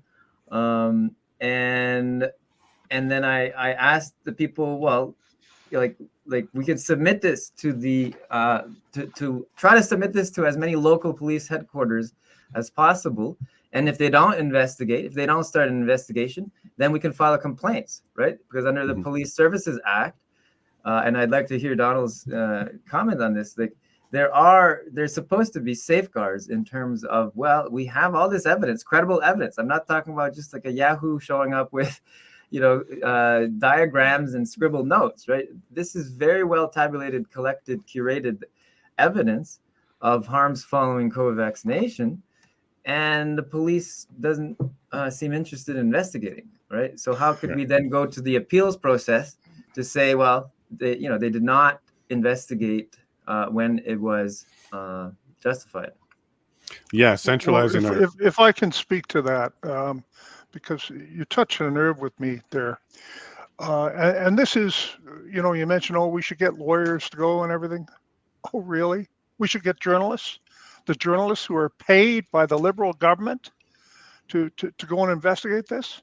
We have a police officer in Ottawa right now, a very competent, diligent detective who has investigated homicides, whose job is to investigate deaths of infants. And that detective, she tried to see if there was a potential link, and they shut her down, and they're threatening to ruin her whole life and stop her job and everything. And lawyers, every province, every lawyer organization, lawyers unions, in every province, it's all arranged so that if there's a complaint and there's an investigation that needs to be done, even a very serious complaint about a lawyer, it's investigated by the same people they went to school with, the same people they work with, the same people they go to synagogue or church with or mass with, and the same people they party with, the same people they work with every day. That's who investigates the lawyers.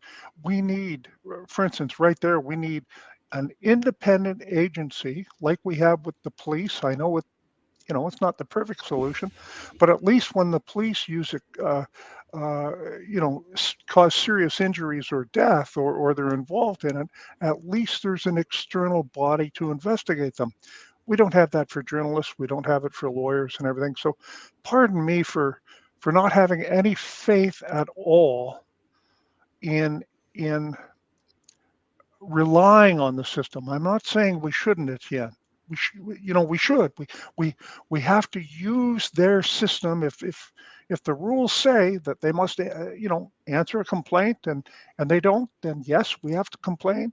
If we complain to them about a homicide and they don't answer us, well, then we have to complain and we have to do that. But I'm sorry, I lost faith in the mechanisms of our government and our justice system and our police that are supposed to have oversight. I lost faith in them a long time ago. It took a long time. I even went to prison and my faith in the system wasn't shaken. But it was the COVID, the lockdowns, the mandates, and the judges and the political parties, the uni party that just went along with it. Big money involved. Right. No, I've lost my faith in the system. I'm not calling for violence. I absolutely. Well, that's not. what I say. What are the other alternatives then, right? So, and I should clarify. I mean, like independent lawyers, independent journalists, watchdogs, and this is why at Saving Democracy we actually are like super transparent about our conflict of interest and our financial independence, because that's a big problem. You need to be financially independent of the people you're criticizing. And as you're saying, most lawyers are still kind of part of establishment, and most of these mechanisms are still too closely tied to the establishment, to the elite class, the laptop class. But what are the alternatives, right? Like if and as I guess mentioned, like it does seem like most of these efforts and like thousands and thousands of groups and independent groups and lawyers and legal cases and ethics complaints, right? I mean, what are the alternatives? What are the other non-violent alternatives? Well, Chris, I'm going to turn to Chris on this one because I think he may have some insight on what some of the problem is. You've spent a lot of time working with parties, helping people get elected, working on campaigns and stuff like that. And here we are. We're all asking for some sort of independent oversight and transparency because we all know inherently we need a referee at a hockey game to make the game fair and enjoyable. This is kind of the same thing. But what we're truly asking is we're asking for parties which themselves don't have a transparent process in place on how they do their business. But we're asking the party to, hey, why don't you champion in some more oversight and transparency into the government, but you can keep your secrets to yourself too. Like, how are we asking a group or even demanding of a group to bring in oversight when the group itself has things like a party whip and party platform and party conversations behind closed doors? They themselves are not even open and transparent. So are we asking, the wolves to help us with the hen house here? Is it a little silly of us to even consider that that's an option? Or are we closer to what Donald and Etienne said? We kind of need some independent um, offense here, a little bit stronger offense, and maybe not be so much defense. And just to quickly, before I go to you there, Chris, Etienne, I think the answer is Danielle Smith following through with what she says, and we could be a template for the country. And Saskatchewan would follow quickly if we did do that. That might be a path forward.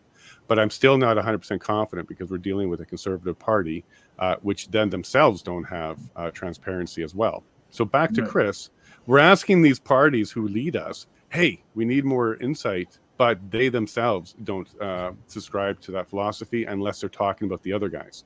So how do we deal with these foxes in the henhouse? Well, I think it's almost twofold, because I think there's a level of comfort that they have settled into with the establishment parties, and I think that there's such a level of disconnect and a willingness for a lot of party loyalists to allow their whoever, like, I'll use Polyev as an example, but it is a repetitive machine. They say whatever they have to before they get elected, and then silence comes. And I think that this time around, I think it's a little bit different because of where we're at as a country. But as far as getting them to change, I don't even know. If I was, I would recommend to Polyev to fire all of his advisors. If you really are in a situation where, define what freedom means. And when you get to the point where you can't even get, doesn't matter who's in power. When Harper was in power, it's the same game. There are certain things you don't talk about that the establishment benefits from both sides. And so it's this, I can remember even just being in rooms with, you not the proverbial down in a basement drinking out of $100 whiskey bottle, but similar, where you're hearing the discussions. And what's always missing in these discussions is the impact of the decisions on the people on the ground. Mm-hmm. And so when we're at a situation where you can't even get the opposition to acknowledge that wrongdoing has happened. Danielle Smith started that conversation, but a lot of times it looks to me like, okay, well then the media comes and attacks and they get all the bots online that are doing their thing. It doesn't lead to, I hate using the term safe space, but we don't have any proper safe place for civil discourse to occur where the actual concerns, the actual evidence can be viewed without that contextual shift. They take everything that we say out of context and just run with that narrative. And so I think, the opposition and parties have forgotten what their job is, in my opinion. I think that there's too much consideration for those chess moves in relation to how it looks politically, as opposed to what's in the best interest of the country, and what the citizens of this country, regardless of political background, need from their opposition.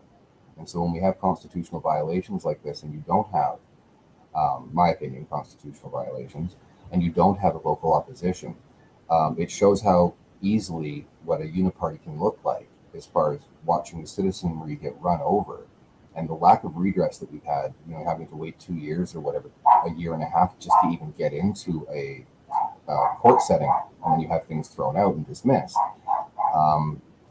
Independent thinking and independent critical thinking, I don't care what it is, we need independence, we need PPC, we need people in the House of Commons and people who are not scared of, the narrative.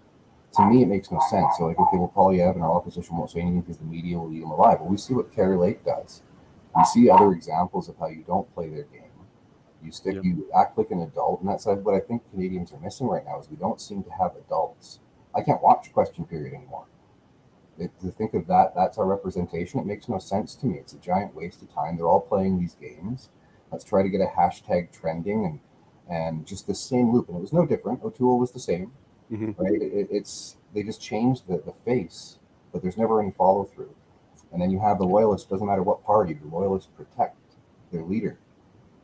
even when they're not holding up, they won't answer questions. They won't follow through on what they're saying. And I've got to be careful because I do want to give Paulie a bit of time. I do give him a hard time online a little bit, but I still don't have.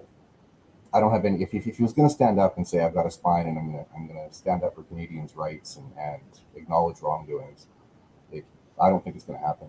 I think it's all just play the game, run the scenario, and in the end, Trudeau could end up with a minority. The Conservatives could end up with a minority. Oh gosh. Yeah, I hope not. I'm just going to let everybody know it's going to be back any moment now, and I'm going to ask Joe for closing comments here. Joe, is there room for independent MPs within a party? Do you think a party could be mature enough to grow up and say, "Hey, look, we can have debate within the party, and we can promote independent MPs"? Nobody's talking about it, but is there room for that? And do you think that could actually maybe help parties be internally less traditional and less controlling and more open? What do you think, Joe?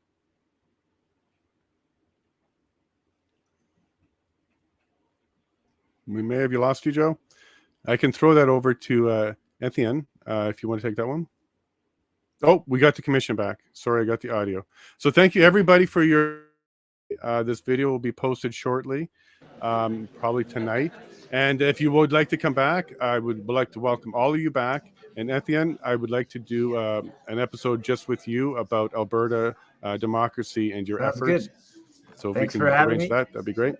Thanks for Donald, having me. thank you so much for being here. You've been working hard to get better the last week or so. You sound great. You look great. And I'm glad you're back on your feet. And Joe, if you can hear me, it was wonderful having you back. And Chris, looking forward to catching up again. And let's keep working on getting the message out in Alberta, BC, and across Canada.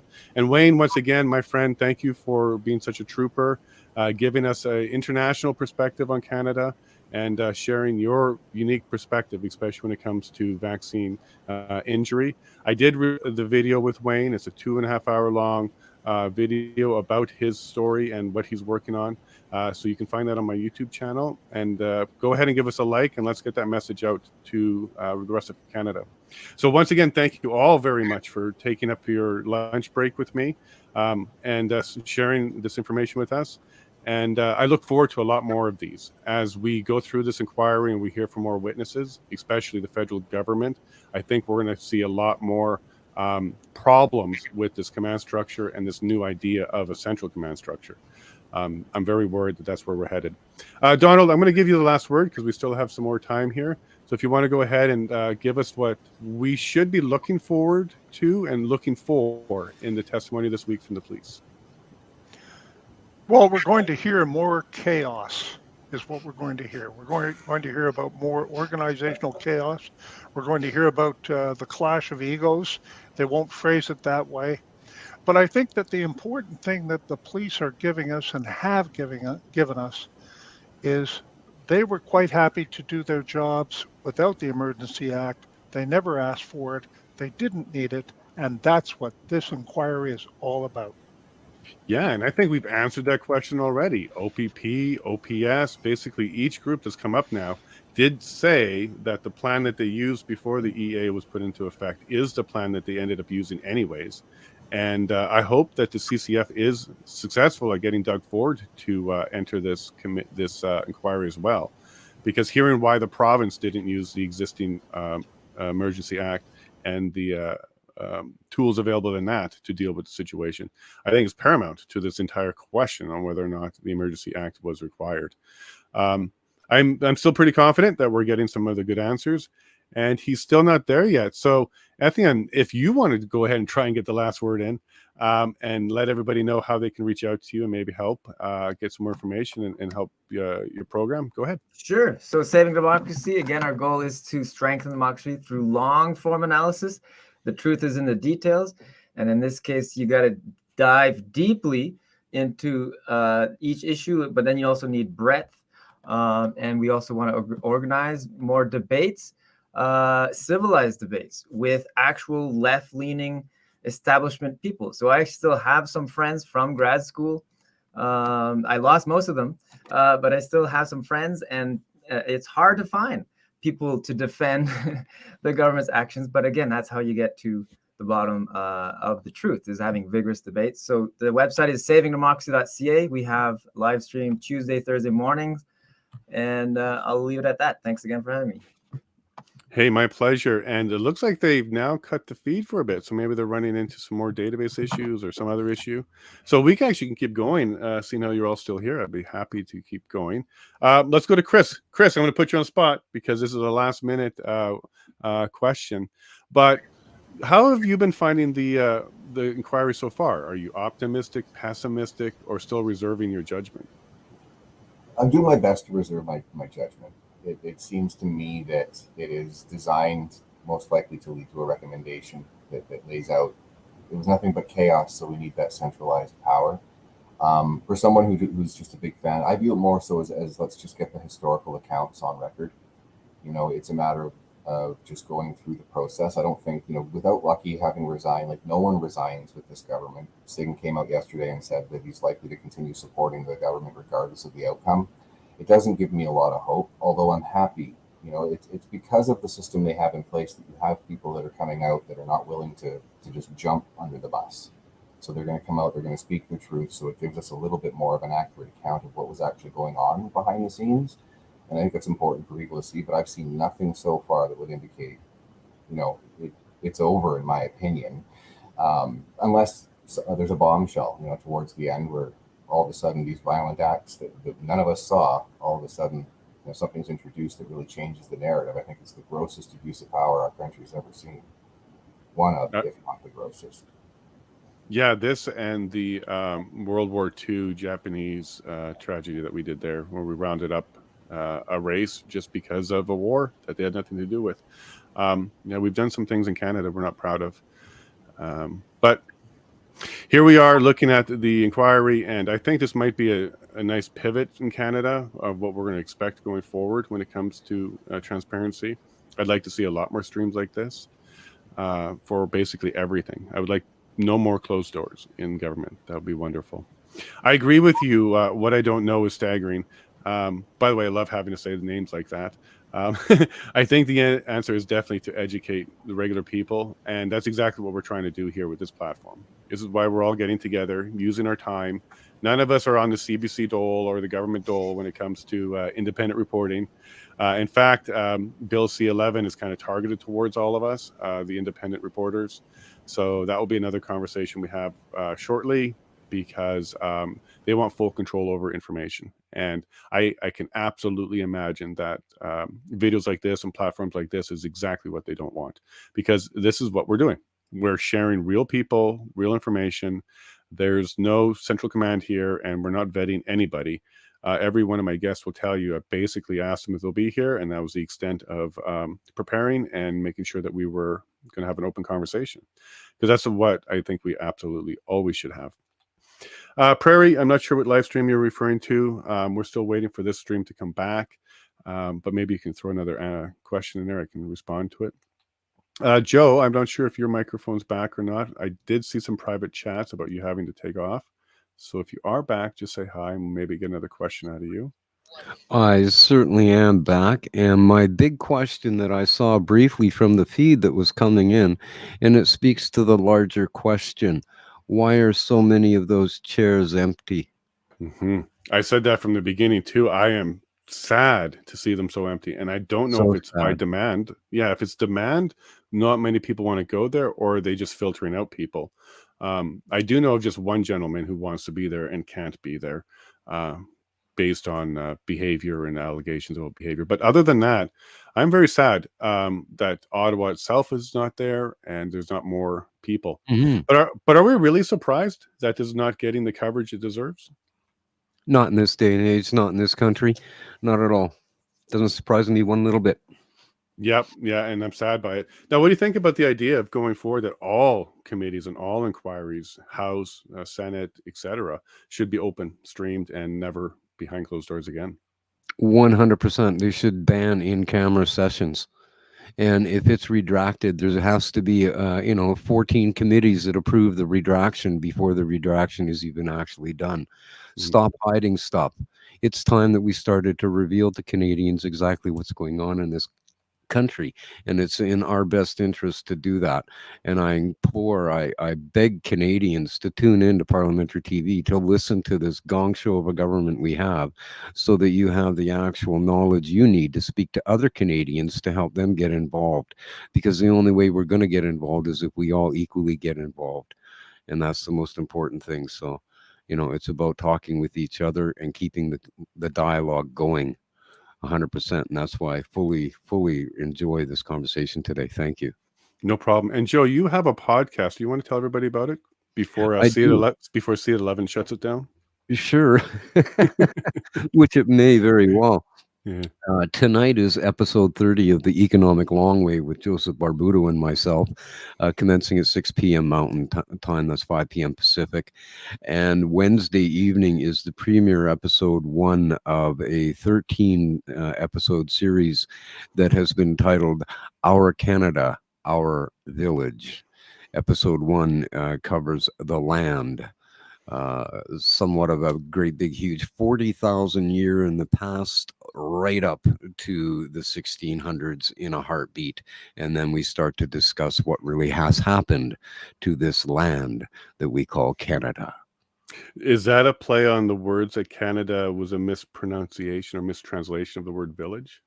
It is from the Iroquois village on the St. Lawrence Seaway, that when the initial meeting happened, it was Kanata. There you go.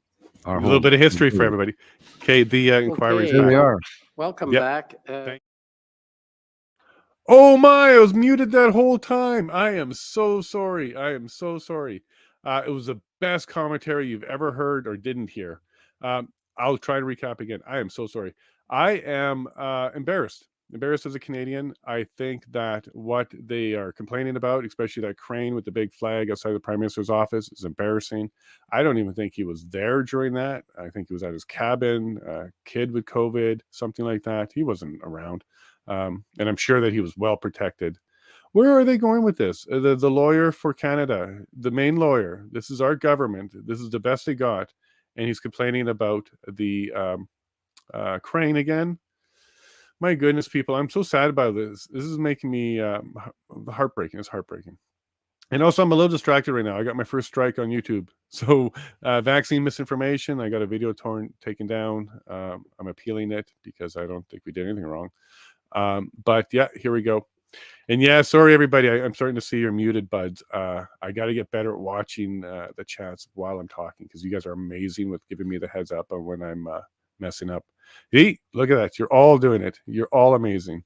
Going forward, where do we go forward with this? The government is really painting a very sensitive group of people, a very sensitive police department, a very sensitive government. And is that even the reality? I think the chat knows better that this is kind of all just fake, and there's an agenda. The agenda might be that central command. And yeah, I agree with a lot of the chat that it's likely going to be global. There's going to be the global component to the central command. And we're seeing this everywhere. I wouldn't be surprised if the U.S. Review as well for Jan 6 has a similar type of recommendation. I don't know yet. I haven't been paying attention to that one yet. But if we hear about central command coming out of there as well, I think you're all right, Wayne, and the rest of the people in my chat, that it could be a global initiative as well. The other suspect. Sorry, to remove Trudeau because of threats, they say. Oh, sorry, we got another one of those special visitors in our chat now. We'll get rid of them right now. So, again, I'm a little sad, but I'm not surprised. So Bell is definitely throwing everybody under the bus, and it looks like the government of Canada is helping him paint a picture that didn't really exist. A lot of potential problems, a lot of it turned from a protest to an occupation, but no evidence around what triggered that, why those decisions were made, what changed from day to day. We heard plenty of conversation today, again, about how there were agitators and potential violence, and they even brought up the lone wolf again. They keep bringing that up as if that's enough to do the Emergency Act, or at least get worried about the Emergency Act. That's absolutely not going to be the case, and I don't even know why they keep going there. I know some of you don't believe it, but for those of you that do believe, the government might be responding just paranoid. Maybe there's no agenda. Maybe they're just being paranoid. Do you believe that that's possible, or is that what you hope? You just hope that they were being just um, inadequate for the events, and maybe they didn't have an agenda. It's hard. It's hard for me to like. I'm trying to go down the middle, and I'm trying to see the silver lining and give the government the benefit of the doubt.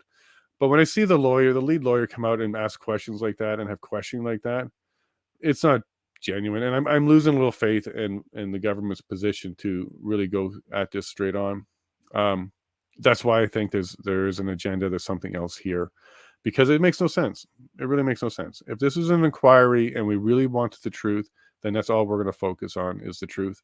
But they still come out with lies, like flat out lies. There was one part of the testimony where the lawyer was testifying, and we've already established a few times with the police that that was not the case, but he's still bringing it up. I can't remember what the point was. I'll have to look that up. But I don't like it when the legal representation comes up and makes statements because they're not under oath. They're not under oath at all. So they can absolutely say basically anything. And you don't hear a lot of objections to the questions, but maybe there should be more of that. I'm sure when the convoy witnesses are up, you're going to hear it all the time. They're going to be objecting to a lot. They're going to be saying things like speculation. There's nothing in the reports about that. Hey, Clay. It doesn't strike me as paranoia. It still keeps me going back. Yeah, me too. Like me too, because these are people who've dealt with real situations. Remember, we had an attack at the Parliament not too long ago, where there was a lone wolf who shot a soldier at the tomb of the unknown soldier, and then tried to enter the Parliament, and they were dealt with very quickly. I don't know. I agree with you, Clay. It doesn't strike me as paranoia at all. It's either it was an agenda, or they're just backpedaling like crazy on this, and they're just coming up with that narrative now because it's the only thing they have, because they don't actually have a violent situation. So they have to just keep going back to that. I agree though, Clay. I don't think it's real genuine paranoia, and if it was, well then, God help Ottawa, because they have some paranoid people in charge there. Is afraid of dissent. Yep, for sure. Especially when it comes from big, bad, scary Western Canadian truck drivers. That and just regular Canadians. So we've heard lots of testimony that young and old and all walks of life were there. Rainbow flags, everything were there. All types of people were there. Not even just truckers. And we even had, I think it was the OPS who said it was a very unique makeup for protesters that we've never seen before. And then they said something along the lines of young and old and educated, not like, they just said basically Canadians. They listed off all the characteristics that make us Canadians. So without saying it, the protesters were all Canadians, and that's what they were admitting to. Okay, Clay. 8 years ago this past Saturday. I'm sorry, I already forgot what that's a reference to. Maybe you can hit me up again, or maybe I'll just mute myself.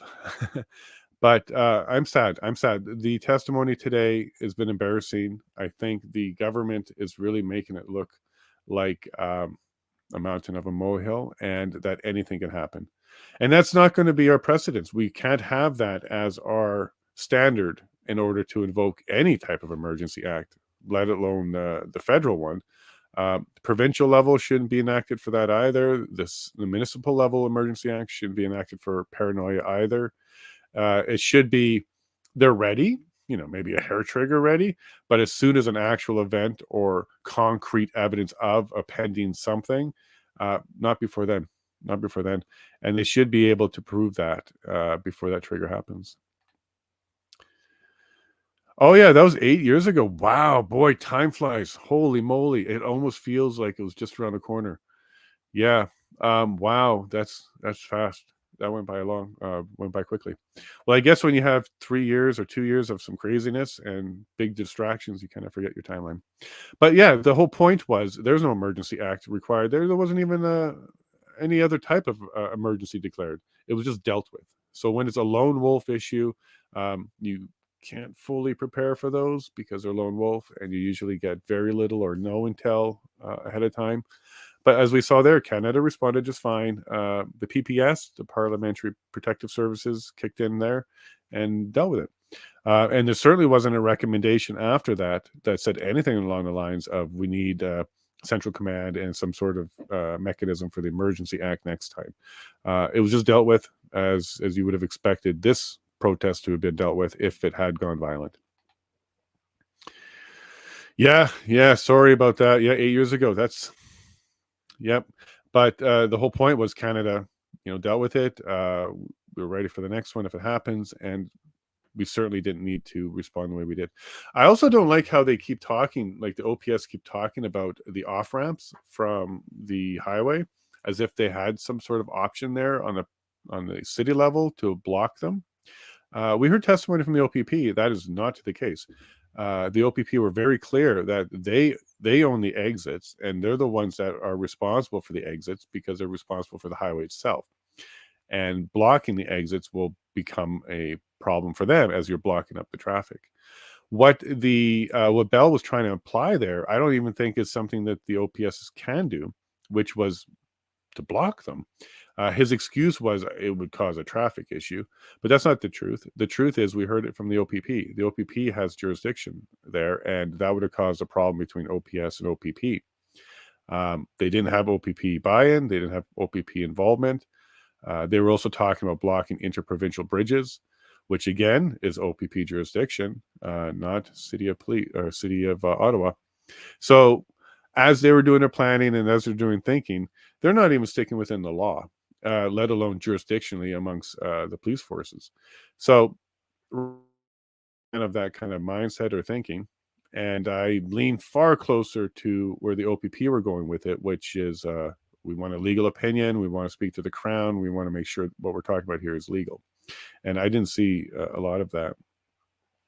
So I think the next little bit, the next 2 hours or so, is going to be just more uncomfortable for Bell. He's going to be uncomfortable. He looks uncomfortable. He sounds uncomfortable. But I think when the convoy gets up there, I hope it's Brendan. I hope he's able to make him squirm a bit, because quite frankly, the only questions that I think Brendan really needs to focus on is Bell's insistence that the PLU units were not going to be successful. That's some of the last stuff we just heard from him. They didn't think they were going to be successful. And I wonder if he's just only referring to the OPS PLT team and not the OPP PLT team, because we've heard from the OPP already that they were there ready to go and they're the experts in that. It was the OPS PLT team who really rocked the trust with the convoy, and were not really participating as liaisons.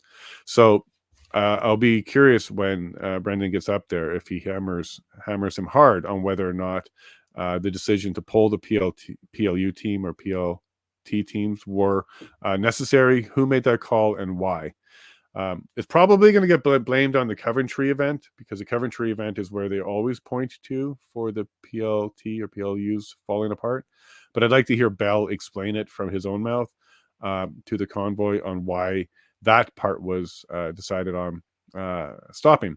Because, of course, if that conversation kept going with the OPS or OPP PLU teams or PLT teams, we could have definitely continued with the negotiations. But maybe there's more to it than that. Maybe they pulled the PLU team in order to have more fighting back, frustration, lack of confidence in the process. And again, a bunch of things that would have just been provoking in nature to the convoy organizers and the convoy itself.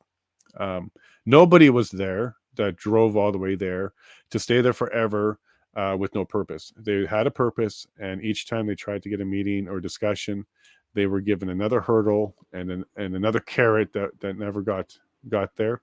And I believe we've already heard that they didn't ever get a meeting with the mayor. So that's interesting.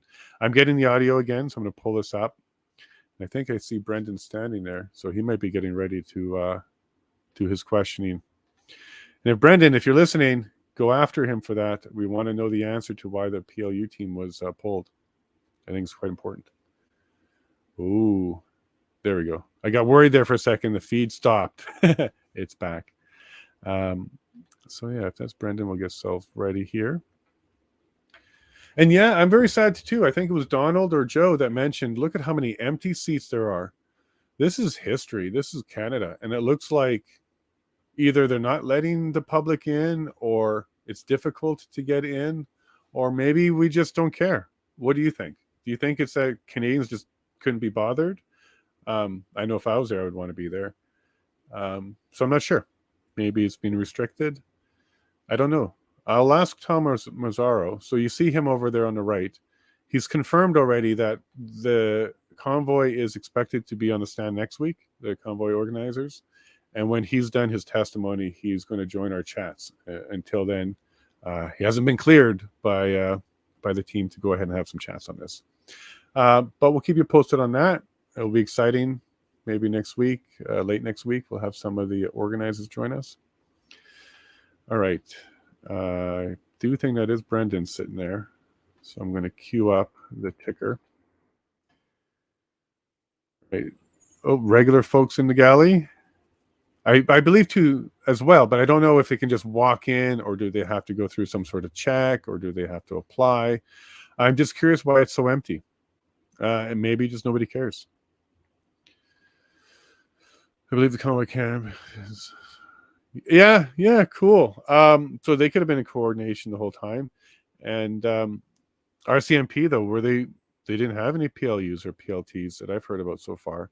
So I'm not sure if the RCMP were engaged with the convoy in any way, shape, or form for negotiation. But look, we got no excuses. They can all talk. I've told so many people about this inquiry and tried to get them to watch, and nobody gives. I know, it's amazing. They cared a lot more about Johnny Depp, didn't they? We're not seeing the interest here, and that could be because of mainstream media has done a really good job on not bringing it up, not making it a big deal, and kind of just. Well, here's what I found on Twitter. Like when I was talking to people and say, "Hey, did you know about the inquiry?" A lot of them for sure didn't know about it, but the ones that did know about it, they were dismissing it as just a procedural thing and it's not going to mean anything. For example, I made one comment that said, I'm looking forward to the results of the inquiry. We should get some answers from Trudeau or something along those lines. And the pushback was, what inquiry? There's no inquiry. There's no court for this. And then when I pointed to this event, their response was, oh, no, that's just a standard inquiry. That means nothing. And maybe a lot of people believe that. Well, they're back. Let's see how this goes. Cheers. The commission is adjourned. La commission est adjournée. All right. Audio from me. Audio turned off. I think I got the audio correct this time. Sorry about all that. My bad. There's a lot going on this end today, so sorry about the audio there. You didn't miss much. He just introduced himself and started to do the questioning. Well, redefining the word violence, I think Brendan Miller from the Freedom Convoy really attacked that one. What does violence mean? Are we using the same definition? Turns out, nope, they got a fluid definition of the word violence, and it can mean basically anything that they want to call violence in order to advance some sort of policy or something else that requires violence. That's scary. That's sad. What I don't know is staggering. Yeah, sorry. It's blurry for me too. I have to look really hard. The documents are available on the website, but this particular one that they just had on the first page, there was a couple bullet points right after the title, and the second bullet point was injunction piece being brought forward by legal. I can only assume that it was the city legal and the city injunction. We've heard many times about the city injunction had the ability to have a move order with it, but it was never done. They never even tried to do it. They never executed it. So you can see in the planning at that stage, in that document that was pulled up, even then, the city injunction was on the table. It was bullet point item number 2. Only they can tell you why they never did do it. Probably because they didn't think it was legal, and maybe they didn't think they could do it or enforce it. Maybe they didn't have enough violence. Maybe they didn't have enough to convince a judge. Maybe they tried and didn't get it, and we just didn't hear about it. Not sure. But I think someone's going to have to explain at some point why the city did not utilize the injunction as an option, because that would be pivotal too, right? The Emergency Act can only be used in the event that there's no existing law in order to address the situation. Not only are we all getting a very good law lesson during this inquiry, there are many laws that would have covered it. Municipal junction, we could have had the Provincial Emergency Act cover it. If there was actual violence, you can deal with it. Their biggest trouble that they're having, though, is there really isn't any laws for removing peaceful protesters, because there's nothing illegal about that. And I think that this might be the barrier that they're running into a lot, that the existing laws didn't cover a non-illegal event. So is that going to be their final decision? That I don't think I cannot see how that works at all, because a non-illegal event means no reason for the police to be involved at all. So there's certainly no escalation that goes on, and no reason to bring in additional police forces when there's no illegal activity. Today was a little boring, but it had its moments of greatness. I do think the questions that are coming out of the Civil Liberties Union and the Democracy Fund, they're also wonderful questions. They're really, again, I don't know how many events that we've sat through and listened to where there were so many third-party groups with standing who represents organizations who fight for the liberty or democracy or the Constitution of Canada. I think right there, with the number of standing that was granted to organizations whose purpose is to be watchdog units against the government, speaks volumes. It speaks volumes. And none of them are there to argue for the use of the Emergency Act, not even close. None of the provinces are there to argue for it, except maybe if we hear from Ontario, maybe Ford will get in there. I know the Canadian Constitution is pushing that issue and asking that question, because Ford really should be part of it. We're hearing from the governments of Alberta, Manitoba, Saskatchewan, not Ontario. And this is the place where the events happen. So I'd like to see Ford take it as well, because there's some questions around what could the province have done with existing laws to handle the situation. And I think it's been clear already through testimony, there was plenty under the Emergency Act and other laws that could have dealt with illegal situations. I think the challenge for me when I'm commentating this is I keep trying to say, well, they need to have an existing law to deal with the problem. But we also are assuming that there was a problem. There was no problem. So we're looking for laws to deal with a non-problem, like Diagon Lawn. Hey, they made the appearance again. This is the second day we've heard anybody mention Diagon Lawn, but both times they mentioned it as the boogeyman, as a group that everybody was concerned with, and anytime the name came up, they were concerned with. We've also heard, the OPP is good with intel, so I would be really surprised if the OPP were the source of any Diagon Lawn misinformation. And when I say misinformation, that would be any information that indicated that this group had the potential, had the likelihood, or even a desire to do anything other than tell jokes, make memes, and troll the government. If there is something, let's see it. The hidden reports, I haven't seen that yet. So I don't think we're going to see the OPP be the source for any Diagon Lawn related information, other than here's some groups that have some sort of attachment to it, but you won't see it under the heading of domestic terrorists or extremists or white supremacists, is what I believe our friend there used as a term when referencing Diagon Lawn, Paul Champ. I don't think he directly said Diagon Lawn was white supremacist, but he said Diagon Lawn and white supremacist groups, so putting them in the same category. I would like to see where they got that information from. Who is the source? Was it CSIS, RCMP, Twitter? Who's the source for this fear of Diagon Lawn? Because I don't think it's the OPP. Their intel has been too good, too accurate for them to be the ones that provided that. So I think we should see that answer, because if they're going to keep bringing it up, at least let the commissioner understand where they're getting their fear from. They should at least back that up.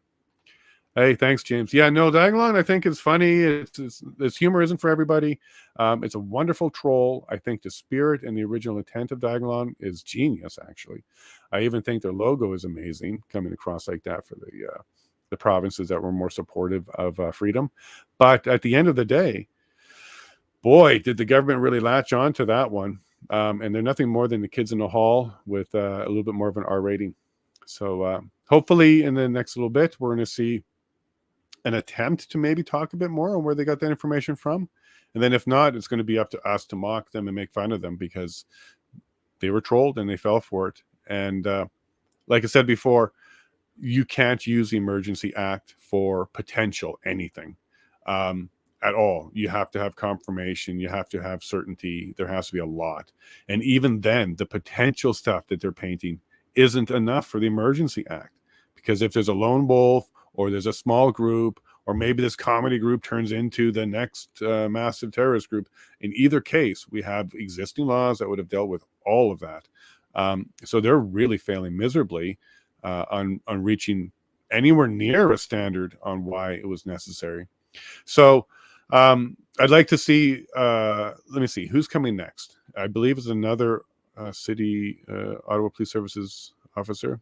Yep, Russell Lucas, Ottawa Police Services, and then followed by Marcel Bedin, OPP. So we may have OPS and OPP tomorrow. Maybe some challenging testimony from both of them. But I'll definitely be keeping an eye out for where are they getting the information about the extremist groups. And I don't think it's from the OPP at all. So far, we've been seeing some pretty good information. Boy, did he get tripped up over the Hayden reports a few times. Just like the other OPP officer claiming that they were not accurate all the time and they were not full and they weren't great all the time. You know, I hope the OPP has some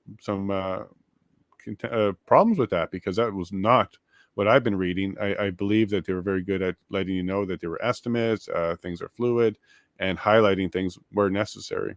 So I'm not seeing the problems or the paranoia. And I don't think the Hayden reports got great all of a sudden. I think they've always been the same type of reports all along. So now when they say, oh, I read them every day, every email I get, I read them now. Well, why did suddenly their quality go up? Well, it didn't. Just their desire to read it and maybe being caught not was enough for them to revisit going ahead and using that intel. Well, I do have another call to get ready for, so I'm going to cut early too. Nice to see you, Denise. Nice to see you, James. What I don't know is staggering. I love that name. Wayne, you're a star. I got my first strike because of you, but it's not your fault. Peter, nice to see you again. And I think there's a couple more in there. I love seeing your chats. They're great. And tomorrow I'm going to make a commitment to you all to do much better with the audio. I'm very embarrassed about that, but a lot on the mind today. That strike kind of threw me off. But have yourself a great day. We'll see you tomorrow at 9 o'clock, 9 a.m. And if for any reason my YouTube doesn't start at that time, go to Rumble. It's a YouTube issue. It won't be a me issue. So we'll see you all tomorrow. Have yourself a great night. And thank you for joining me. God bless. And if you liked this video, remember to like and subscribe and press that notification button to receive more information like this. You can also follow me at yellowhead.vote to stay informed and get the inside scoop. Thank you.